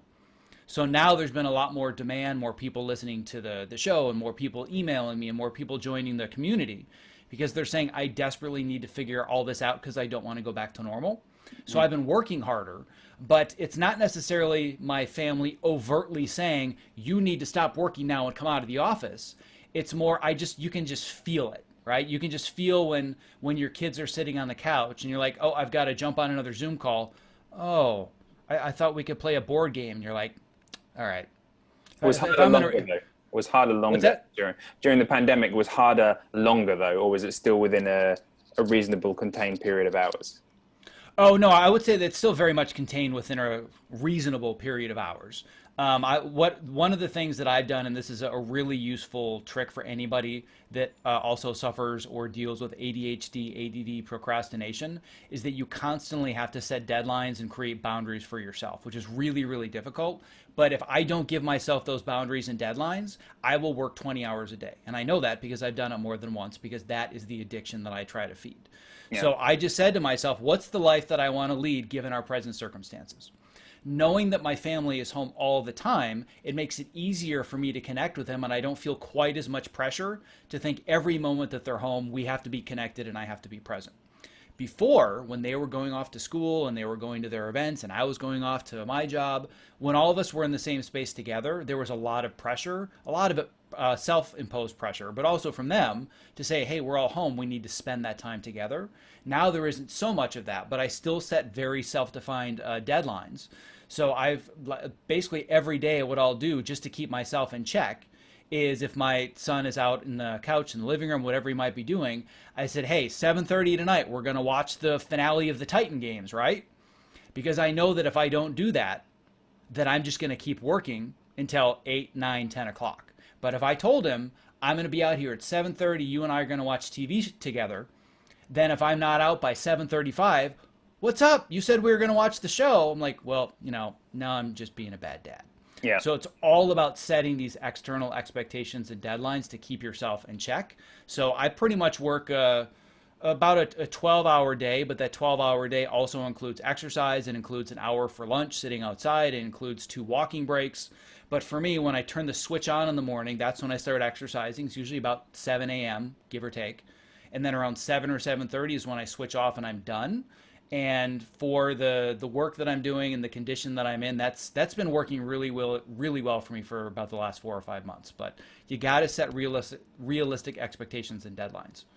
And with regards to, I'm putting you on the spot here. I didn't ask you to do this before we started, but I don't know. Do you have like a screenshot of a calendar that you could just screen share, for example, as an indication of how you break your day down? I don't know if you've got it. I just thought I'd ask. I certainly, you should know me well enough by now to know that I, of course, have one. Yeah. So give me 1 second. Just to give an example to people of how you kind of structure your day and manage it.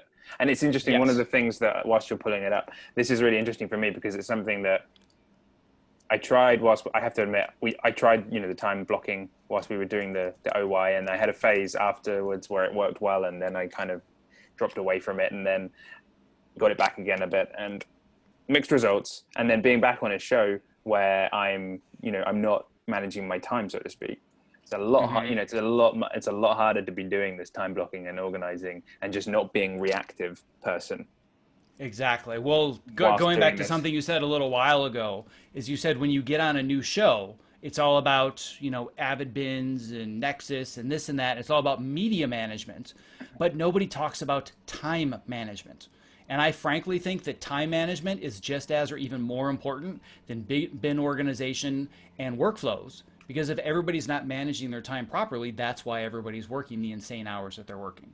So let me bring up a shared screen of what I call my ideal weekly calendar. So for anybody that's not a calendar person, they're just like, what is that? Oh my God, this is insanity. But what I've done is I've defined what the perfect week will look like for me.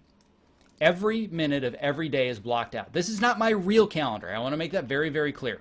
This is an ideal calendar. But I want to ask myself, if I have the perfect week, what am I doing with my time? Where am I putting my attention? So it doesn't mean that I have work-life balance as far as an equal number of hours working as I do with family, but it means that I have work-life presence, which means that when I'm with my family, I'm with my family. When I'm working, I am working. So I know that give or take at 2 o'clock every day, Tuesday, Wednesday, and Thursday, I'm going to be in deep work mode, hyper-focused. My family knows not to bother me. We have all these signals and signs to communicate with them very clearly during these periods. Unless it's an emergency, I'm unavailable. But then other times, if I'm here with family or I'm checking in with them between blocks or wherever it is, it's the opposite. If a client wants me, if somebody I'm working with wants me, well, tough. I'm not available. I'm spending time with my kids. So this is an exercise that I know that I walked you through and I walk many of my students through, where it doesn't seem like from a technical perspective this would be that difficult. It's just a bunch of colored blocks. But when you're forced to do this, it brings up so many questions about the way you manage your time and the way that you manage your life. Mm-hmm. So it's not necessarily about the result. It's what are all of the questions that this forces me to ask myself about how I spend my time right now. Because the big thing that everybody always says, whether it's I want to get healthier or I want to learn a new skill or I want to, whatever it is, they all say the same thing. I would do it, but I can't find the time. Well, guess what? The time is right here. You don't have to find it. It's right in front of you. This is the one equalizer. Every single person on this call and every single person on this planet has the same 24 hours a day and 7 days a week. So it's a question of how do you prioritize it, because you're never going to find more of it. This is not going to happen. And if somebody does learn how to find more, please let me know, because I would love to use it. Yeah, for sure. But it's all about prioritizing it. So this is a fundamental exercise that I force myself to go through anytime that my schedule is going to change, to ask where do all of the most important priorities in my life belong on this. And if there isn't time on the calendar, well, then I'm kidding myself. It's not really a priority.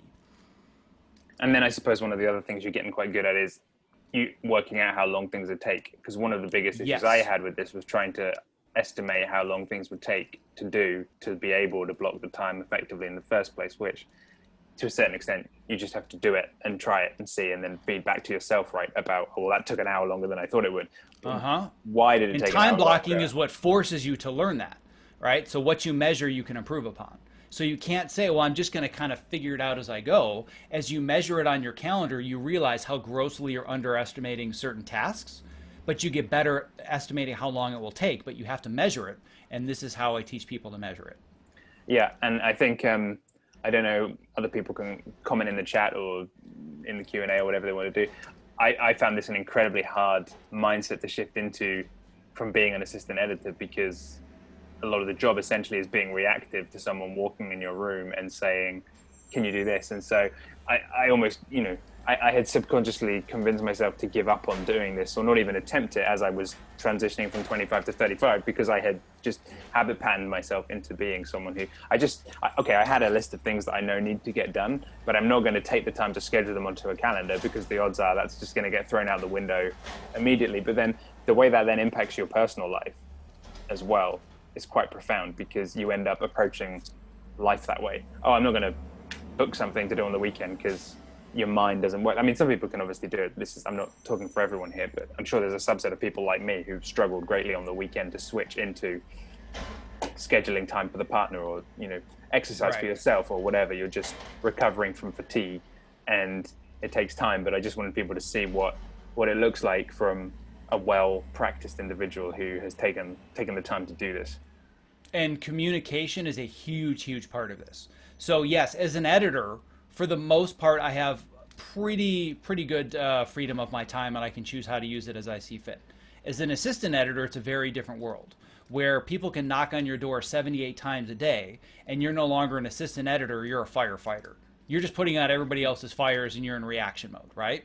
Right. But if you communicate with your team, and it's not about, hey, stop bothering me, but it's instead you going to an editor and saying, listen, if you ever need anything, you can always knock on my door, but here's what I'm trying to practice. I really want this block in the morning, just as an example, from 10 a.m. until 12:30 p.m. I really want to knock out my most important tasks of the day. Is it conducive to our workflow, just between the two of us, for you to not knock on my door or not reach out to me via Slack or whatever it might be if you're working from home, knowing that I'm getting the most important work done? And of course, if you need something and it's time sensitive, you bother me and it's fine. But you start to communicate about what you want your day to look like. And when you have a clear set of boundaries, it's actually way easier, even as an assistant, to be able to do these deep work sessions. But we always excuse it away, saying, I can never do that. People bother me all day long. Part of the reason people bother you all day long is you let them. Right. This is, again, we're saying no, but saying it in the nicest way possible and reframing it so they understand it's for their needs. It's going to be a lot easier for you to be able to create some of these blocks. And that's where, like you said, the working relationship between the people in the cutting room are so important, because if from the top down, the approach is just one of, we're just open to helping everyone, everything, anytime, wherever, whatever you need, whenever it comes, whatever hour, pushing back against that is going to be difficult. If you have enough people, it becomes more manageable.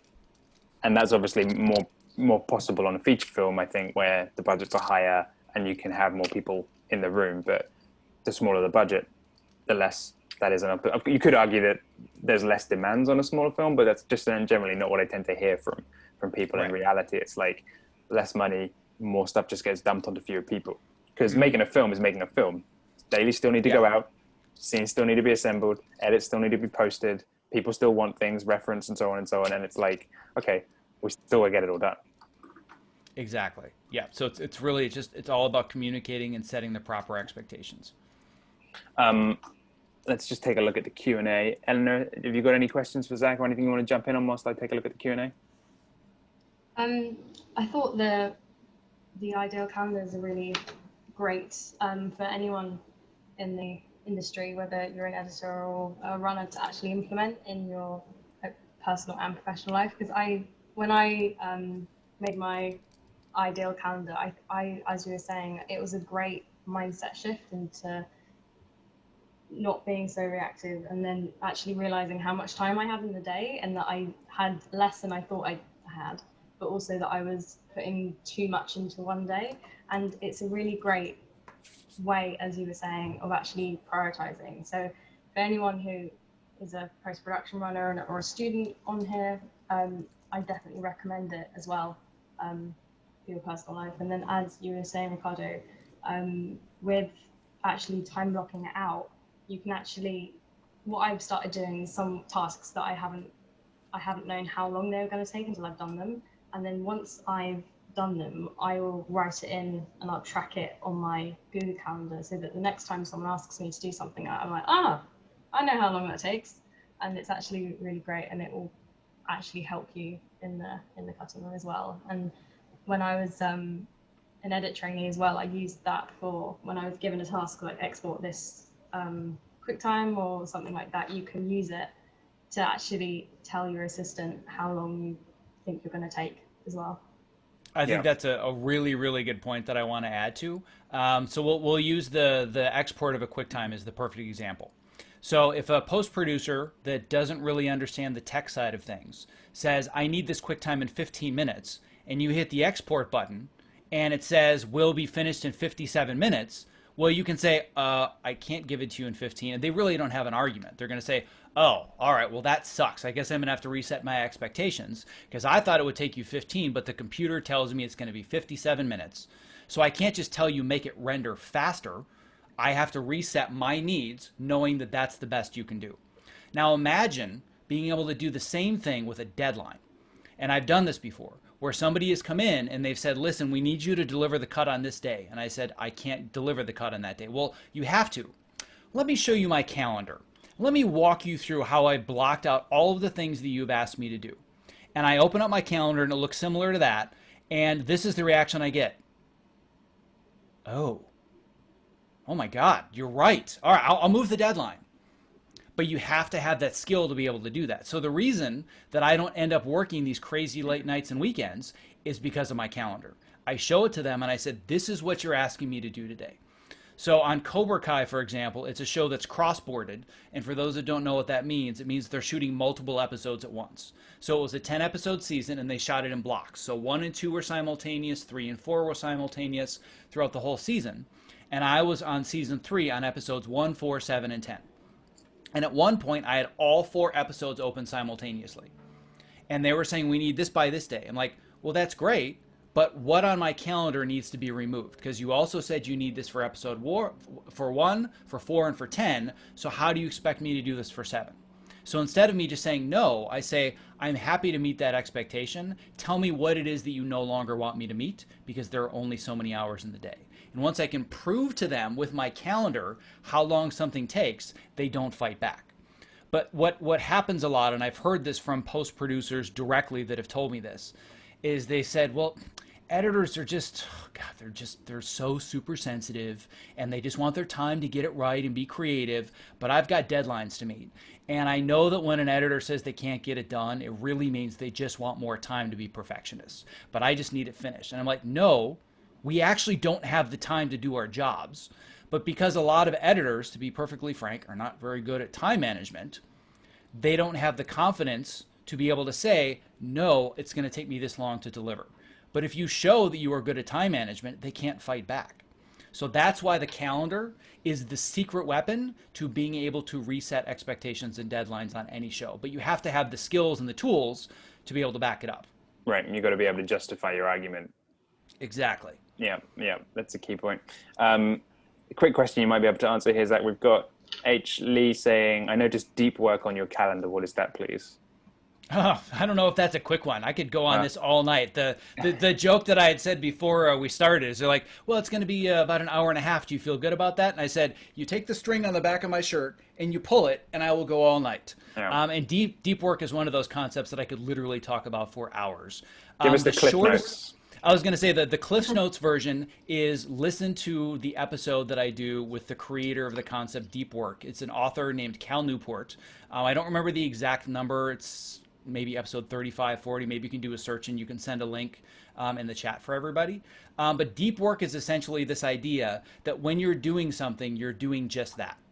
So as creatives, especially with all the deadlines that we have, usually the way that works for most people, the default mode is I'm editing a scene, I'm watching shots, ding, ooh. All right, I'll just do this email real quick. All right, I'm back to editing. I'm going to watch a few more shots, get a couple cuts done. Ooh, text message. All right, well, let me check my text message, right? The brain is not able to multitask. We think we're good multitaskers. We're actually really good at switching from one individual task to the next, but that comes at a huge cost to, number one, our creativity, and number two, just our energy. That's why at the end of a day, even though we've just been sitting, we feel like we've been hit by a Mack truck.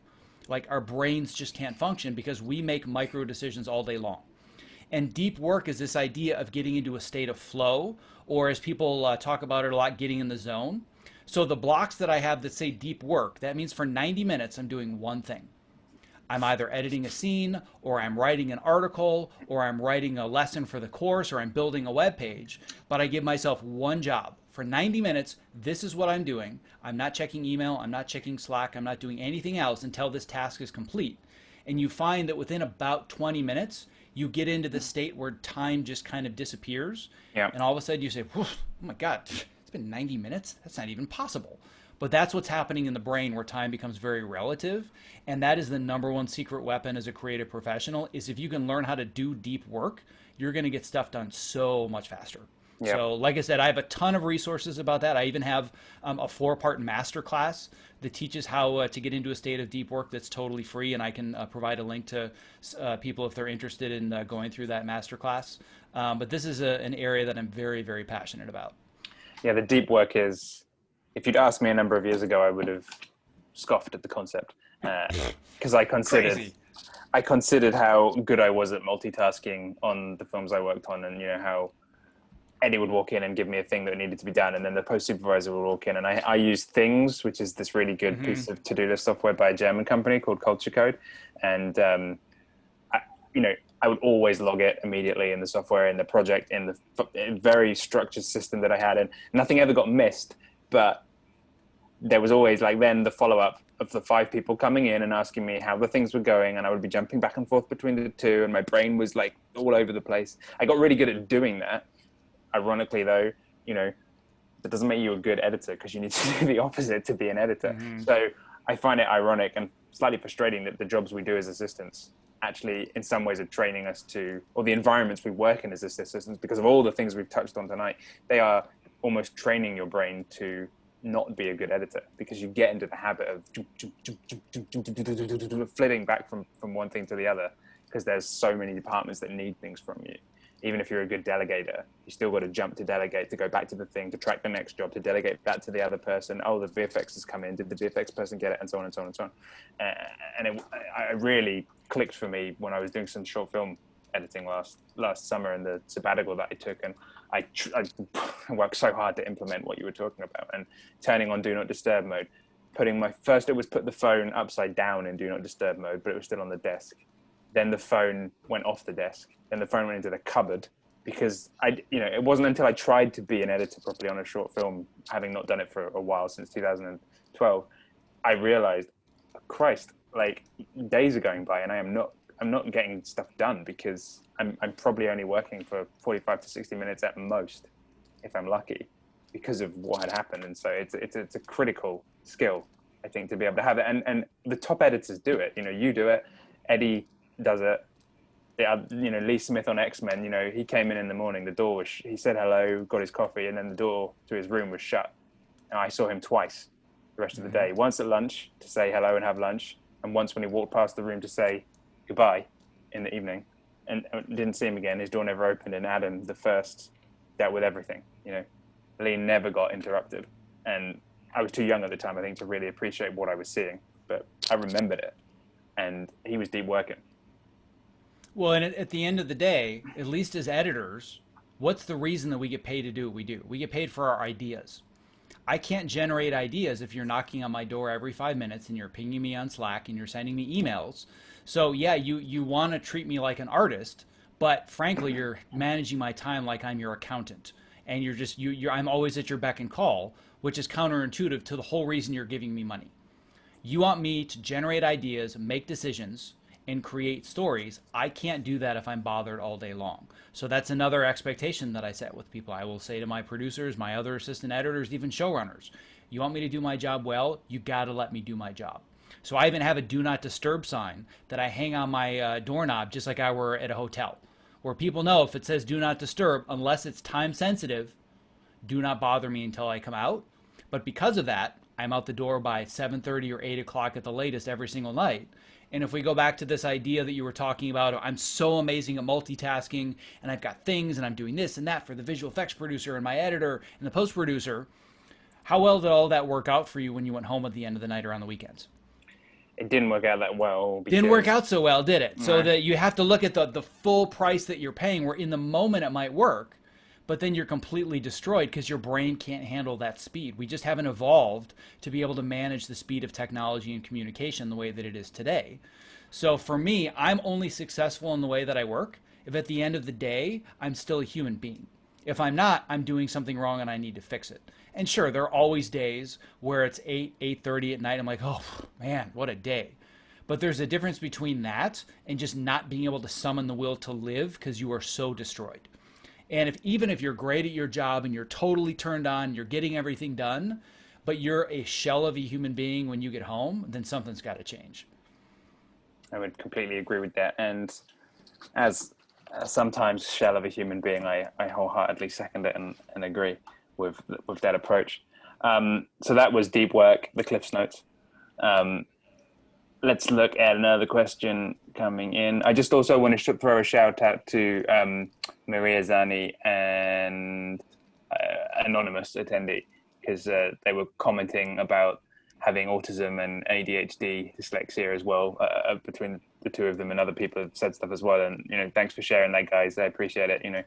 I've got a member of my family also on the spectrum, and I know what it's like. And, the networking and the social stuff can be challenging sometimes for that. And you mentioned it too. There's a lot of introvert personalities in post-production here. So Maria was just saying it's really hard and she understands it. So thanks for sharing that. The anonymous attendee was saying, did you find a way to adapt how you work in relation to this, your diagnosis, and how did you navigate people accepting these adaptations? So we're talking here about mental health. We're talking about acceptance. I mean, this is an industry which created the Me Too situation, and is known for bullying. Acceptance, Zach. How did you deal with it? Well, I think the first step is that I don't go around and tell every single person that I work with all the things that I'm talking about today. Right. So the way that I look at it is I'm not going to a producer and saying, I just want to introduce myself. I'm going to be editing for this season. And by the way, I struggle with ADD. Like it doesn't work that way. Right. When I first started talking about all this stuff 7-8 years ago, and I was talking about mental health and depression and burnout and all these subjects, people were just shocked. They're like, oh my God, nobody talks about this stuff. Like, are you crazy? Nobody's ever going to hire you again. And my thought was, well, I need to be honest about this because I don't think I'm the only one. And then it was confirmed in spades that there are tens of thousands of people in our industry that are battling this too. But it just started with somebody has to share it and needs to speak up about it. And I wasn't thinking that there was going to be some global movement around it. It was just, I got to be honest about what I'm going through so I can figure it out. And it just started with writing a random blog post and all kinds of people saying, oh my God, it's like you're crawling inside my head. I'm dealing with the same things. But when it comes to working on a job, if it comes up in conversation, I'm happy to talk about it. But at the end of the day, I take it as my responsibility to build the strategies and systems around me such that I don't have to have that conversation. So as somebody that deals with ADD, and I don't have ADHD, but I've worked with multiple people in my program that do have ADHD that are formally diagnosed. You can't just go around and tell everybody and use it as an excuse. Oh, I didn't get that done because I have ADHD. Sorry. That's not going to fly. But you can have an honest conversation and say, listen, here are a few different things that I struggle with. You might come in and give me 5 different tasks that need to be done during the day. I'm just going to be honest with you. Sometimes that's really, really hard for me. So one thing that you could do to help me is if I ask you, what would you like me to prioritize first? Help me work through what's most important to you, because executive functioning is something that's very, very difficult for people with ADHD. It's hard to prioritize multiple things. So one of the things that I will teach people specifically with ADHD is, how do I break it down into really small pieces so I have to make less decisions, because decisions are really, really exhausting. But it's about communicating again. I want to meet your needs and I want to do the best job for you. Here's a challenge that I have. Let's find a middle ground where I'm not using it as an excuse. You know that it's something that I deal with, but let's find a way that we can all make it work together. Again, it all comes down to, how can I communicate and be honest, and how can I set more realistic expectations? Yeah, and I think it's really important also for people in managerial roles to understand these conditions and learn about them, and how to communicate and network and discuss and remove the stigma of these conditions. And I feel like that is changing slowly. I mean, I can see a difference in that in the last 10 years. And I hope that over the continuing career that I have into my 70s and 80s up to I die, that this is going to be something that keeps changing, and we all just get better at this. I wanted to link in here, Zach, to the stuff you've talked about, which for me personally, this is like a red pill, blue pill matrix moment for me, with the Gretchen Rubin stuff and the 4 personality tendencies, because I love that they're tendencies and not traits, so that they're not so rigid and defined, because a personality is like a river. It's fluid. It doesn't just fit into one pattern. I'm very much an obliger, with a little bit maybe of the one that's not the rebel and the one that's not the I'm forgetting one of the quick question. Yeah, so you've got the upholder, the questioner, the rebel, and the obliger. Yes. Yeah, I'm very much obliger and upholder, and it's really interesting reanalyzing filmic relationships through the spectrum, which you did a little bit, and you talked about how you're seeing producers very. I think it's interesting because you were commenting on producers being obligers and getting stuff done for directors, and they're upholders as well. They make obligers and upholders primarily are a really good fit for a producer. Yeah, I think that's true to a certain extent of assistant editors as well, being solid rocks in the cutting room for their editor, so that the editor can get on and do stuff. But then at the same time, there's probably a lot of editors who fall into that role too, to provide for the production and for the director.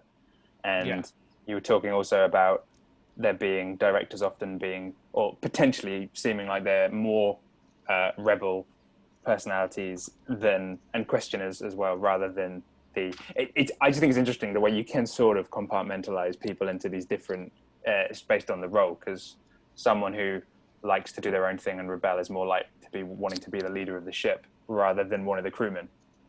Exactly. Yeah.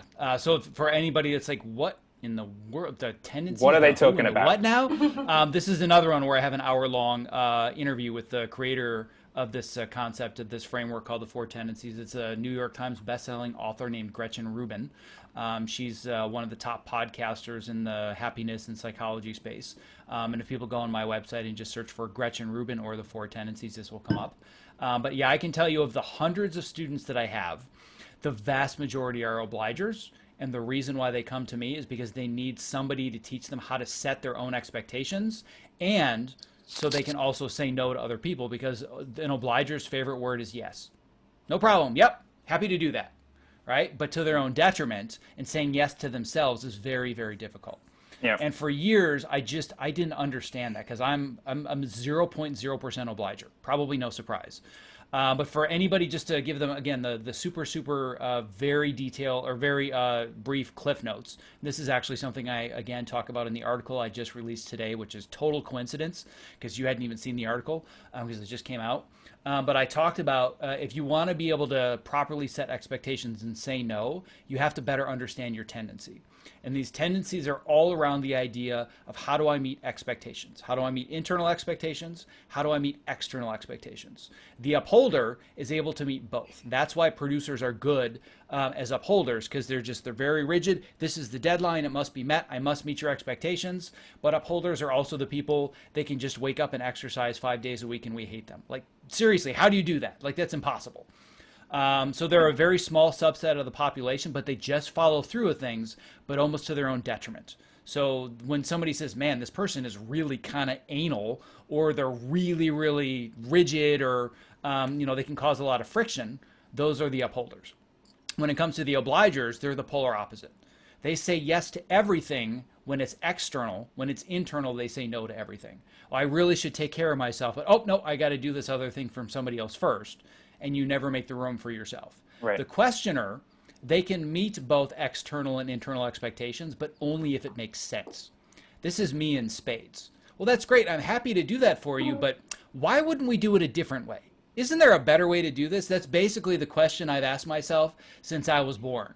There's got to be a better way to do this, which can be very exhausting, but it's also why I built this program, because I said there's got to be a better way to do doing the things that we're doing. And then the rebel, they struggle with both. They struggle when somebody else tells them to do something, like, you can't tell me what to do. But then conversely, they want to do something. I can't tell me what to do. So they struggle with both of those. And I'm a pretty delicate balance between a questioner and a rebel. Steve Jobs is another example of somebody where if you really break down their tendencies, he has been identified as being largely a combination of the two. And they're the most volatile to work with, but they're also the most innovative because they don't go with trends, and they're willing to speak up and go against things because they rebel against expectations and norms, but they're also not doing it just for the sake of saying no. They're doing it for the sake of innovating and making things better. Yeah. But it can be very, very exhausting. And I've been told by multiple producers, you are great to work with until I ask you to do something. Because I always question, well, why am I doing it? Why can't I do that tomorrow? Like, there's always a question to it. So what I realized about myself in learning the tendencies, and again, this goes back to our earlier conversation, how do I set myself up for success? How do I interview people to know that I'm the right fit? I know that I'm really good at working with people. I am horrible at working for people, which means that I need to work with somebody that sees me as a collaborator and an equal. If they see me as an extension of my workstation, it is not going to work, and there's going to be a ton of friction. It's also the reason why I gravitate towards being an entrepreneur, because I work for myself. That's a very, very common thing that you see, is a lot of questioners and rebels end up going into the entrepreneur space because they really struggle just constantly being told what to do if it doesn't make a lot of sense. Yeah. And I think being aware of this stuff, to tie it into cutting room and post-production, being aware of this stuff's really important, just to be, to understand the people you're working with. I think even if you're a junior member of a team, a trainee, understanding those above you in this way is really important, so you can manage your manager in some ways. You may not have control over your schedule or your hours, but if you understand your personality, if you understand the personalities of the people you're working with, you're going to be more effective at interacting and communicating with them. You'll be better at your job. You'll advance more quickly. And you'll also work out which people and which personality traits you click with and which ones are probably ones to avoid and steer away from. And I think that's just really useful stuff to know. And it's something I'd always been interested in from being young and just generally about how people work. And my mum was always in management, so a lot of this stuff she was talking about without using those terms. And then when I came across this through you, it really crystallized. For me, prior to that, it had all been about Myers-Briggs and the Myers-Briggs testing. And then you showed me the Gretchen Rubin stuff. And I was like, this is a much more effective way of breaking this down. And also it's got a little bit more of a lower barrier to entry. It's not kind of pigeonholing people as much. There's a little less resistance. People might be a little bit more open to having someone say to them, this is your personality tendency, rather than being like, you are this. You fit in this bucket. This is the only thing you are. Yeah, I'm not a big fan of types. That's why I like the tendencies, because it's very open and broad. In my dream scenario, this would be something that we can get into, like all cutting room teams, that people do this at the start in the in prep, if they have prep, which we're fighting to try and make normal, and people would understand a little bit more about this stuff. Ironically, of course, I always find that there's a certain personality type that is fairly dismissive of the concept of personality tendencies because they don't want to acknowledge or accept that. Probably a rebel, right? Probably like if the rebel doesn't agree with it or want to, or is questioning it, it's like, why do we need this? This isn't useful. Yes. We're just managing, right? We just got to do it. Come on, we don't have time for this. Yeah, well, immediately when somebody's a questioner, when you say, I want you to identify one of your tendencies, well, why do I need to do that? Why does that even make sense? You're a questioner. All right. Yeah. Okay. So now we need to get to work out how the skills to manage you in this cutting room for the next 9 months. Yeah. As you said, go on, Eleanor, jump in. One thing that I found really great about learning my own tendencies when I was doing the quiz and I completed it and I was reading it through and I was like, oh, yep. And it really helps, as you were saying, Ricardo, understand other people. And especially as you were like relating it to post, it can really help you understand how to communicate what you need. Because I'm a questioner. And I was reading, I was like, oh my goodness, yep, tick all of these boxes. And then also, I also find myself when I'm meeting people or with my family or friends, it's now in the back of my mind. I was like, oh, I see you, like, you're a rebel, You can't turn it off. You can't not see it with people. Yeah. Once you start. It's like you said, it's like the Matrix. Once you take the red pill, you can't go back. So every single person I meet now, I'm like, what tendency are you? Right? But once you better understand their tendency, it enables your ability to communicate more. So if I'm working with a producer that's an upholder, I just know there's going to be some friction because they're very set. It's got to be done this way. So I have to approach them differently because logic might not always work. Right? So it's and I also know what's a good fit for me to hire as an assistant editor. I had an assistant editor that was a questioner and loved her to death, but there was a lot of friction because two questioners do not mix. Right? So one questioner says, do this, this, and this, and the other one says, yeah, but why? Because I've already done all of the analysis. I know this is the best option. Just do it. But why? Ugh. I'm the questioner. You can't be the questioner. So I know that for an assistant editor, I work very well with obligers. Yeah. But I also know that if I have somebody that's on my team that I'm collaborating with, I want them to be a questioner because I want them to call me out and tell me when my ideas are bad. Yeah. Right? So it's very helpful in that sense. I think it is really useful because I think like in the 10 years I've been working with Eddie, like it was interesting to reframe my relationship with him in the cutting room through this prism just as an experiment because, you know, I'm very much an obliger upholder. I took the responsibility of being his rock, as the obliger paperwork says. I took that very seriously. And I think Eddie's probably a combination of quite a few of them, actually. You know, he's definitely a questioner. If he doesn't think the workflow is right, he'll question it and we'll come up with a better one. He's got his own ideas about how to do things, so there's probably a bit of a rebel in, you know, like wanting to push for Mission to be done at 4K the whole way through post. You know, that's a little bit of a questioning rebel tendency there, I think, which ultimately benefited the film in an innovative workflow, which has been written about online and, you know, has benefited people in the home Blu-ray release as well, because it was 4K DPX at the top being pulled down to make the home Blu-rays. There's no upscaling going on or anything. And then at the same time, though, I would say there's a bit of an obliger in him because he was very diligent at making sure he delivered what was required to the film and to the producers and being their rock, if you will, in the next level of that thing. And so I was like, okay, I was his obliger, he was their obliger, but he was their, you know, you can really interestingly kind of understand all of your relationships through that. I mean, it's not foolproof and it's not a prison, but I think it really helps just making peace with what you've been through and what you might be going through.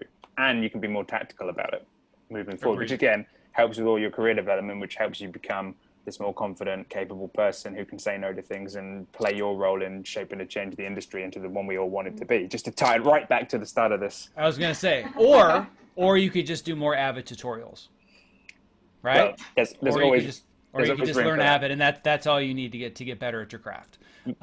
Which we all need to do now with the new 2020 version when they've dropped the, you know, legacy QuickTime engine and they've got the new the Universal Media Linker or whatever it's called. The whole new load of stuff to be learning about now for the 2020 I realized officially that I transitioned from the young guard to the old guard because my reaction to Avid 2020 was, I'm not learning that. I'm like, oh my God. I used to be the one that got so excited about the new tech and I wanted to be the first to learn. I'm like, stop touching my buttons. Don't move my stuff. Get off my lawn, right? That's kind of what ended up happening when I saw it. So I still haven't learned it. I'm still on the old version. Well, there's time.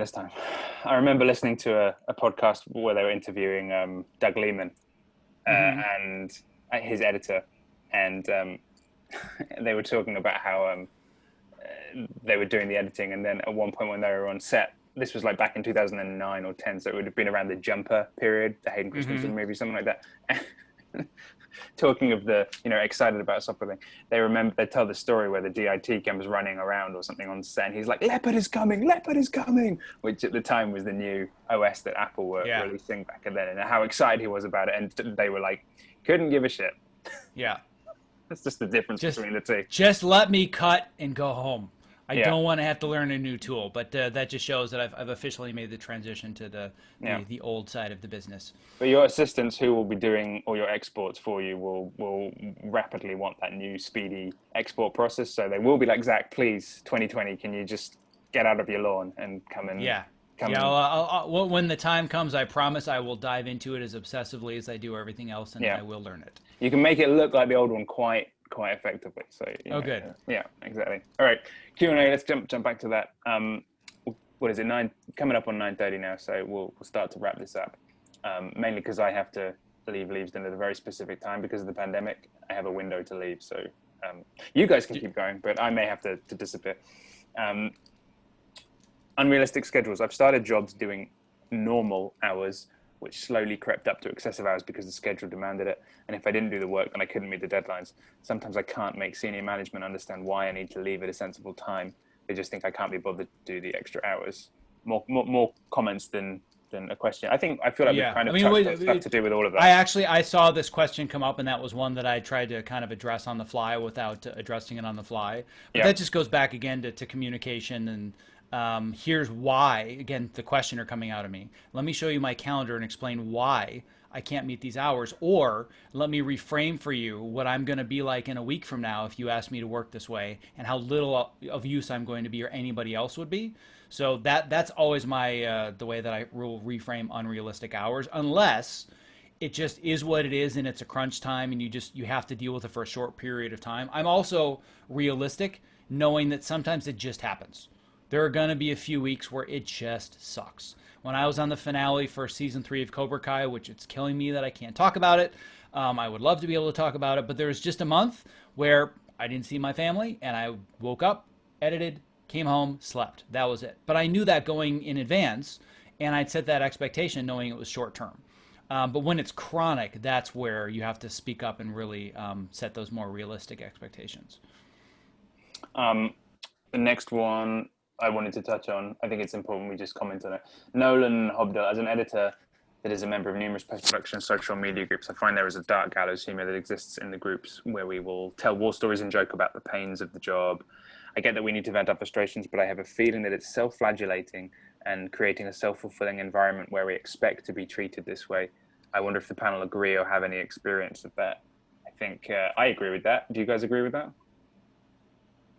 Yeah, I mean, I completely agree with this kind of being the fundamental source of all the issues that we're talking about. If this wasn't a problem, I wouldn't be here.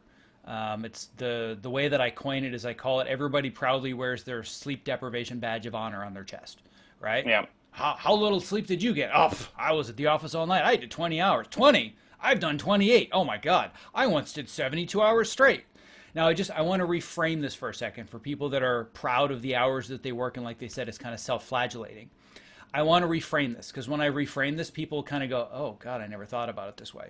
Imagine that instead of being a workaholic, we were talking about alcoholics. And I want you to imagine that somebody comes into work in the morning smelling of alcohol, and they're a little tipsy and they're a little off and they're kind of slurring their words. Would we celebrate that person? We probably would not celebrate them. We would be concerned about them. We would pull them aside and we would say, I really don't think that you're fit for this job today. I think we need to get you some help, because that's what a good person would do. From a cognitive level, people that overwork themselves and sleep deprive themselves are at the same level cognitively that they would be if they were drunk. They've proven this. This is science. This is not something I'm making up. So you are cognitively at the same place if you get less than 6 hours a night as if you had a blood alcohol level of 0.08 or 0.1, which is legally drunk. But we come in and we celebrate that because it's this badge of honor or this toughness. But if it were drinking, we would never celebrate it. So if I want to be a creative professional and I want to generate ideas and I need to be creative, why wouldn't I sleep? That makes me worse at what I do. So the fundamental issue is this culture that not only is this the reality, but we celebrate the reality because we think it makes us tougher. When in reality, it's making us significantly weaker and sicker. And that's the big thing that I think that's changed with the pandemic is before you could just get more flies like I talked about. But now people are literally going to be dying if they don't take care of themselves because their immune systems are going to be weakened. Yeah. And they put themselves into this state where they're overworked, they get sick, and then that's it.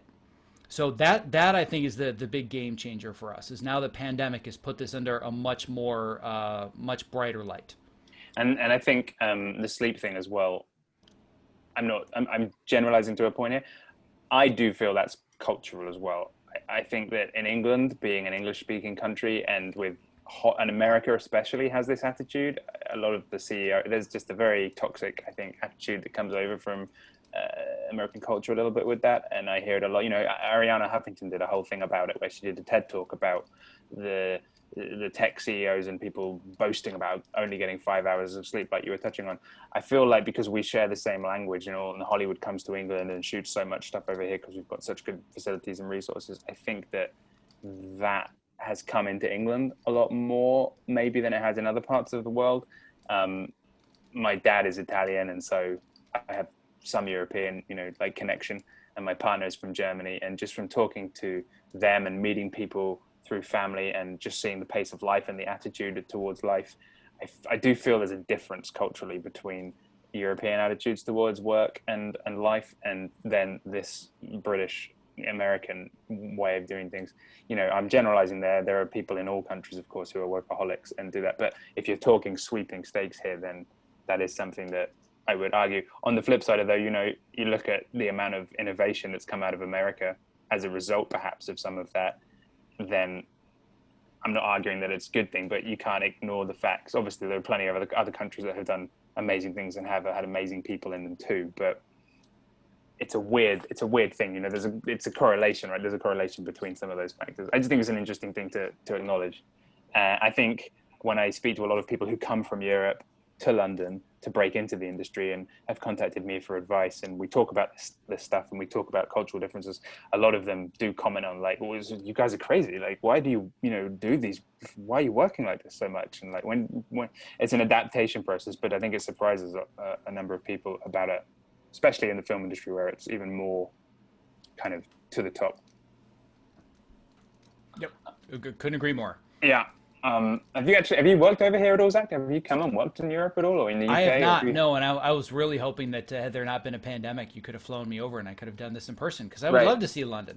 Yeah. But no, there have been a couple of projects potentially that I could have gotten on where I would have traveled, and I turned them down because they would have been long term and I would have been able to be with my kids. So I've done all of my work my entire career from somewhere in Los Angeles. So I'm very very spoiled in that sense.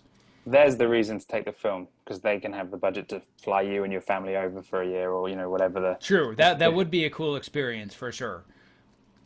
But then the trade-off is you upend your life, and you probably have to.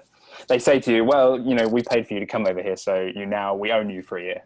Yes, yeah, and I would have a problem with that as a questioner. Yeah, I feel like you would challenge it somewhat. I would indeed challenge that. Yes. Okay, there are two more questions on the open section of the Q&A. Let's see if we can just nail those, and then see if anyone else has anything else. Start with Nicole. Do you have any advice for someone wanting to move into post-production as a mid-career move? Any particular training programs worth pursuing in the UK? So I think Zach and I probably won't be great at talking about training programs. I know, Eleanor, you might be able to jump over some here, but general advice, Zach, for... Yes. So I will be the first to say I have no idea what training programs you should pursue in the UK. No clue. However, I can tell you the number one strategy to make any career move. So it's not about I want to make a mid-career move into post-production. If your question was, I want to transition from working in post to being a professional basket weaver, what would you recommend? It's the exact same advice. You find the people that are doing what you want to do, that are perhaps 3 to 5 years ahead of you, and you make them your new best friend. You learn how they got where they are, what their steps were, what their lifestyle looks like, what their training looks like.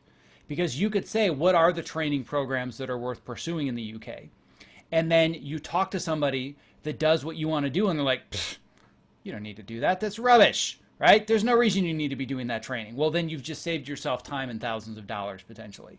So find the people doing exactly what you want to do and make them your new best friend. That is the number one soft skill that if you develop, you're going to be able to make any transition you want. It alludes to what you talked about in the very beginning in the introduction. What is the likelihood that as an editor that has been stuck inside a darkroom for 20 years, that within 6 months of deciding I wanted to be a ninja warrior, I have Tony Horton as my trainer? Like, what are the odds of that? That seems insane. But it's because I said to myself, who is the number one person that needs to be my new best friend that's going to help me to get where I want to get? And I said, it's Tony Horton. It's the guy that made P90X. Bam, 6 months later, he's now my trainer, right? And he has been for over 2 years now, because it's the exact same strategy. So you say, well, if I want to make a mid-career move and I want to work in post-production and I want to be a producer, I need to seek out the people doing what I want to do, and I want to learn from them how they got where they are. It's that simple. And it's not, to go meta here with what we're doing, that's why I got in touch with you, Zach. That's why I wanted to do the program. That's why I saw what you were doing, and wanted to get your mentorship the way you wanted Tony helping you with that. I saw someone who was doing what I wanted to do and doing it well. And yep, it makes it easy. Why try and figure it out all by yourself when somebody already has? Exactly. Right? Just ask them how they did it. Shortens your learning curve. So much easier. Some more general advice that I would say as well, specifically relating to post-production in the UK. I think, Nicole, I don't know how old you are, but I think age is less of a factor now than it used to be. I think there was definitely some stigma towards, people in their like mid-30s, for example, like doing a career sideways move from one industry into the film and then having to be a runner or a PA because maybe they didn't have the necessary skills to come in at a higher level. I've seen it, I've heard about it, I've read about it. But again, I think with all the change that's been happening in the last 10 years, that stigma is going away and people are way more open to doing it now. On the first film that I worked on then, the post-PA, a guy called Jez, who's a great guy and a great assistant editor himself and who's been working his way up the ladder and is doing really well now too. He started as the post-PA, he was in his early 30s. He'd been, I think, in finance before and hadn't, worked on an Avid.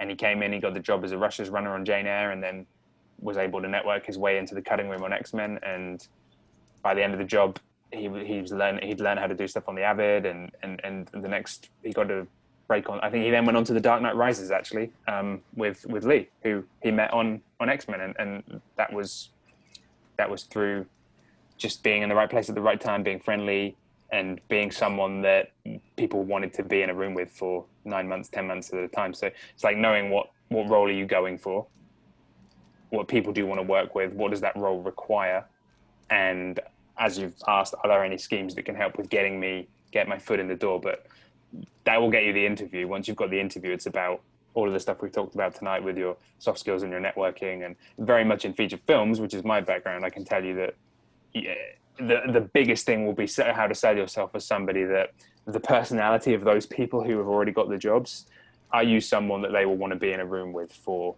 the next 6 to 12 months? Because if you can't make that work, the odds of you getting hired are fairly low. And I'm going to add one more tiny thing on there. It's going again back to where I had corrected something you said at the very beginning about how you were attempting to get into TV. You said it's all about being in the right place at the right time. I want to shift that. This is a big thing that I help to reframe somebody's mindset. It's not about being in the right place at the right time. It's about putting yourself in the right place at the right time. That's the soft skill. If you can put yourself in the right place at the right time, that's when things start to happen. There it is. So Nicole, hope that was helpful and worth sticking around for. I can see you're still on the chat. Oh yeah, Eleanor, please do. Yeah. So to echo what Zach and Ricardo said, I started. This is slight questioner tendencies coming out again. But I've started a blog which you might find useful, and it's aimed towards post-production runners and students, and it's basically where I talk about or share resources that I found useful in my journey of coming out, because I didn't go to university, so which was the harder route of doing things, but I really enjoyed the way that I've come in.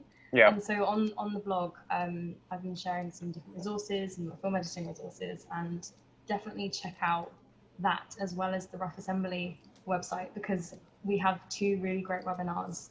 One on how to break into post-production, which I did with my friend Imogen, and we were talking about how to become a post-production runner. and another one with Ricardo and First Assistants on their perspective from being higher up in the industry and how to break in as well. And you might find them really useful. And then from a personal perspective of what really helped me, actually in Zack's making it in Hollywood guide, in there you can figure out and drill down to what you would like to do by doing a tornado exercise. And it really helped me focus on what I wanted. And then because I could figure out, okay, well, there's this whole film industry and there's all this TV, and I know I want to be an offline film editor and I don't know what in. And it really helped me find the right path for me, even though there's no path and we're not doctors, and as Zack was saying, but it really helped me figure out, okay, well, I can actually listen to these podcasts and I can find these resources, and that all you can, and as Zack was saying, finding people you can ask the questions to who are willing and kind enough to help you along the way would be a really great way of doing things. And Eddie Hamilton has a really great advice page, which was my holy grail, which I saw when I was in school. And he talks through different ways of becoming a post-production runner and what to do next and after that. And I'll put the link in for that as well. Yeah. That's still very, he wrote that like 10 years ago. I think he's updated it now and again, but it's still very relevant to the initial sort of breaking in and getting in there. Well, to add to that, if it's okay for a second, this is going to be 174% shameless self-promotion. But based on what Eleanor had just mentioned, she was talking about the guide to making it in Hollywood, where I walk people through the tornado technique, which is also something that I teach extensively in my program. This is a free guide. If anybody wants to download this, they can just go to optimizeyourself.me/Hollywood Ultimate Guide. And I also go way more in depth, and this is something, Eleanor, you wouldn't even be aware of yet because I'm still in beta and I haven't released it to anybody outside of my my coaching community. But I have a full networking masterclass where I teach not only the tornado technique, but also, like I said, how do I identify the people that I want to connect with and make them my new best friends. So this, they can just go to my website, optimizeyourself.me/IMDbPro. And this is all talking about the stuff that you've been alluding to extensively. So if they're like, well, what is that? Or how do I learn more about that? All of these resources are here and available to people. So perfect. Thank you, Zack. To link this into changing the industry, whilst all this is going on, Bectu, the union over here in the UK, we're working on a campaign called Eyes Wide Shut, which is long term. It's not going to be quick, but we are getting signatures. The petition's in the Eventbrite listing. If you want to click on it, we've got about 15,000 people signed up to that now to agree with, yes, we don't want to work these silly hours in film anymore, because as the saying goes, you're doing way better than me. I've only got 1,500 on my petition. Well done. We started a little bit earlier. We started a bit before you with that. It's one of those things that we just need to keep sharing it with the people, get it out there on your Facebook groups. We just want to get as many numbers as possible, and we will keep presenting this to the people that matter on the production side regarding our post-working hours and conditions, because there's really no reason that we in post should not have completely separate contracts and working hours to production. We don't work the way they do. We don't work on set. They go to locations. It's different. They have shorter schedules. They work for maybe a shorter period of time, 12 weeks, 3 months, a couple of months to get these films shot and made.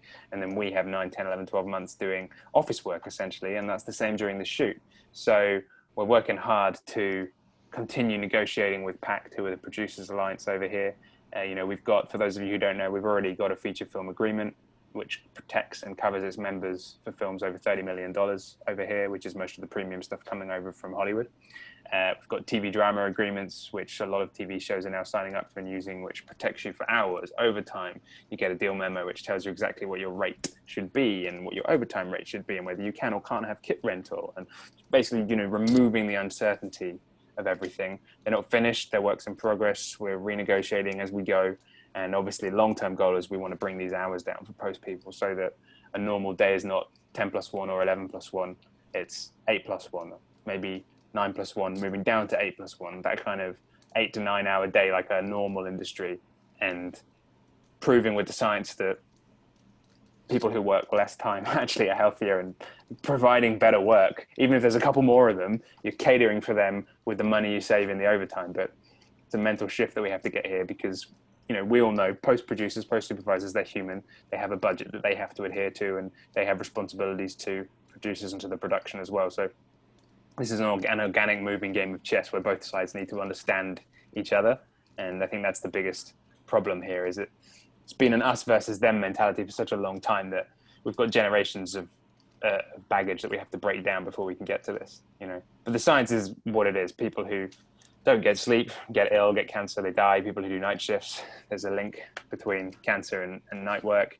And there's links between divorce and unhappiness and mental health and stress and breakdown for people working long hours who don't have a balance either as well. So I'm honest with you guys. I think this is going to take up my whole career, the rest of our lives, to continue, working this, because there's always going to be people on the other side of the table who want to look at you as a fly, to bring it back to the metaphor you brought in earlier from the 70s. And you're a cog, you're a thing to sit in front of a computer. But we got to keep the fight going, because if we don't, it will go back to the way it was before all of this started, and the way everything was in the 2000s and before. So that's kind of my spiel from Bectu. If you're not yet a member, please do join, and think about joining. There's a special deal for £7.50 or £5 if you're unemployed. That's for the whole of the first year. And I think an important thing that not everyone knows is that what you pay as a Bectu member is dictated by your salary. So it's always a percentage of your salary. If it goes up, you call the membership department, it increases. If it goes down, you call the membership department, it decreases. Like, it's fair. Obviously, Bectu needs money to keep running, so we got to pay them something, even though we'd love to have a union that works for free.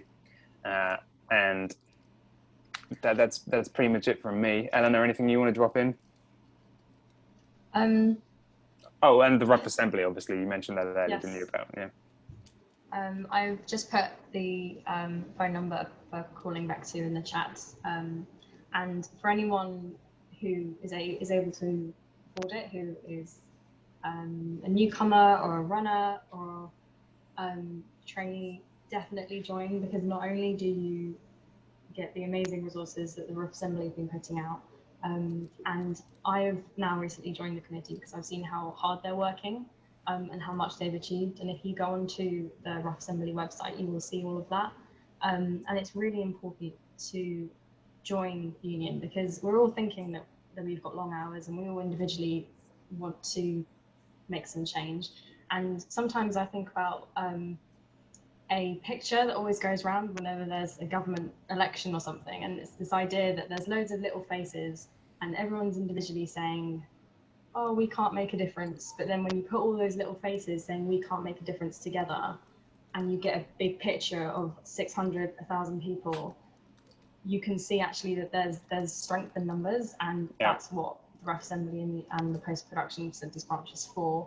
And definitely find out more about the Rough Assembly. Yeah. The best metaphor I had for all of this, ironically, is from A Bug's Life, where Kevin Spacey is playing Hopper. And do you remember that moment where he's talking to his grasshopper friends, and he's like, those ants, if they knew they outnumbered us 6,000 to 1, then we'd be done for. It's only by keeping them apart that we stand a chance of controlling them. And I'm like, oh, we're the ants in A Bug's Life. We just all need to realize it and sort of share that, tell that to your friends. It's a funny little story, and it makes people think differently. It's going to take time, but if we all keep working together, we will get there. We will get there. Zack? I've actually used that. I've used that exact clip in one of my blog articles. Oh, that okay, exact great, moment. great. So we are on the same page. We are. I said that this is how they see us, and we need to figure out how we can come together collectively, because this is the exact situation we're in. So yeah, great minds think alike. Great. Thank you, Zack. Thanks for coming on, and appreciate your time. Yeah, you bet. This has been a lot of fun. I enjoyed it. Yeah, I think we shared a lot of good info, and hopefully there's been something new and interesting for everybody to dip into. 44 are still going, so thank you everyone for sticking around, and hope the links are useful. Come see us, come meet the committee on the next webinar. We're going to keep this stuff going a little bit longer, I think, until everyone gets back to work, and get into Zack's podcast, listen to his episodes, and find some stuff that is really interesting to you, and let's all become better post people. Nia, are you there to close it off? I don't know if you're still around. Oh, she's messaged me to say, are we still good? And I will say, yes, we are finishing now. There's your answer. Yeah. Good timing.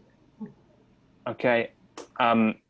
Guys, thanks so much, everybody. Good to see you. Look forward to seeing you at the next Bectu Post Fest we do, or whatever the next networking event is. And Zach, hope to see you over the pond sometime. Absolutely. This has been an absolute pleasure. I appreciate the opportunity. And anybody that's listening, they want to reach out and find out more, just come find me on my website. I'm happy to help. That's why I'm here. That's great. All right, people. Have a good evening. Thank you very much. All right, take care. Bye-bye. Cheers. Thank you. And we're out. Eleanor, can you, do you have the ability to shut it down? Because Nia says she's frozen. I will have a look. I can leave, but I don't know if I can end it. I can leave as well, but I can't Oh, see Nia's calling me now. This is behind the scenes for the people still on the chat. Hey, Nia. Hey, I'm so sorry. My screen has been frozen and it's because of my laptop when I do anything. So you just come off the call and just close my pricing list and then probably I'll judge the call. Great. So everyone just leaves and then it should give you the ability to shut it down. Yeah. Great. All right. Thank you so much. Okay, thank you. Right, I'll please from me with you. Yeah. Give me a shout whenever I should be able to pick up. Perfect. Great. And thank you so much, Stephen Allen, for talking about still on it. Yeah, he's gone, but I will say thank you to him. Perfect. Thank you so much, Ricardo. Take care. Thanks, Nia. Bye. Bye. All right. Eleanor, peace out. See you later. Thank you.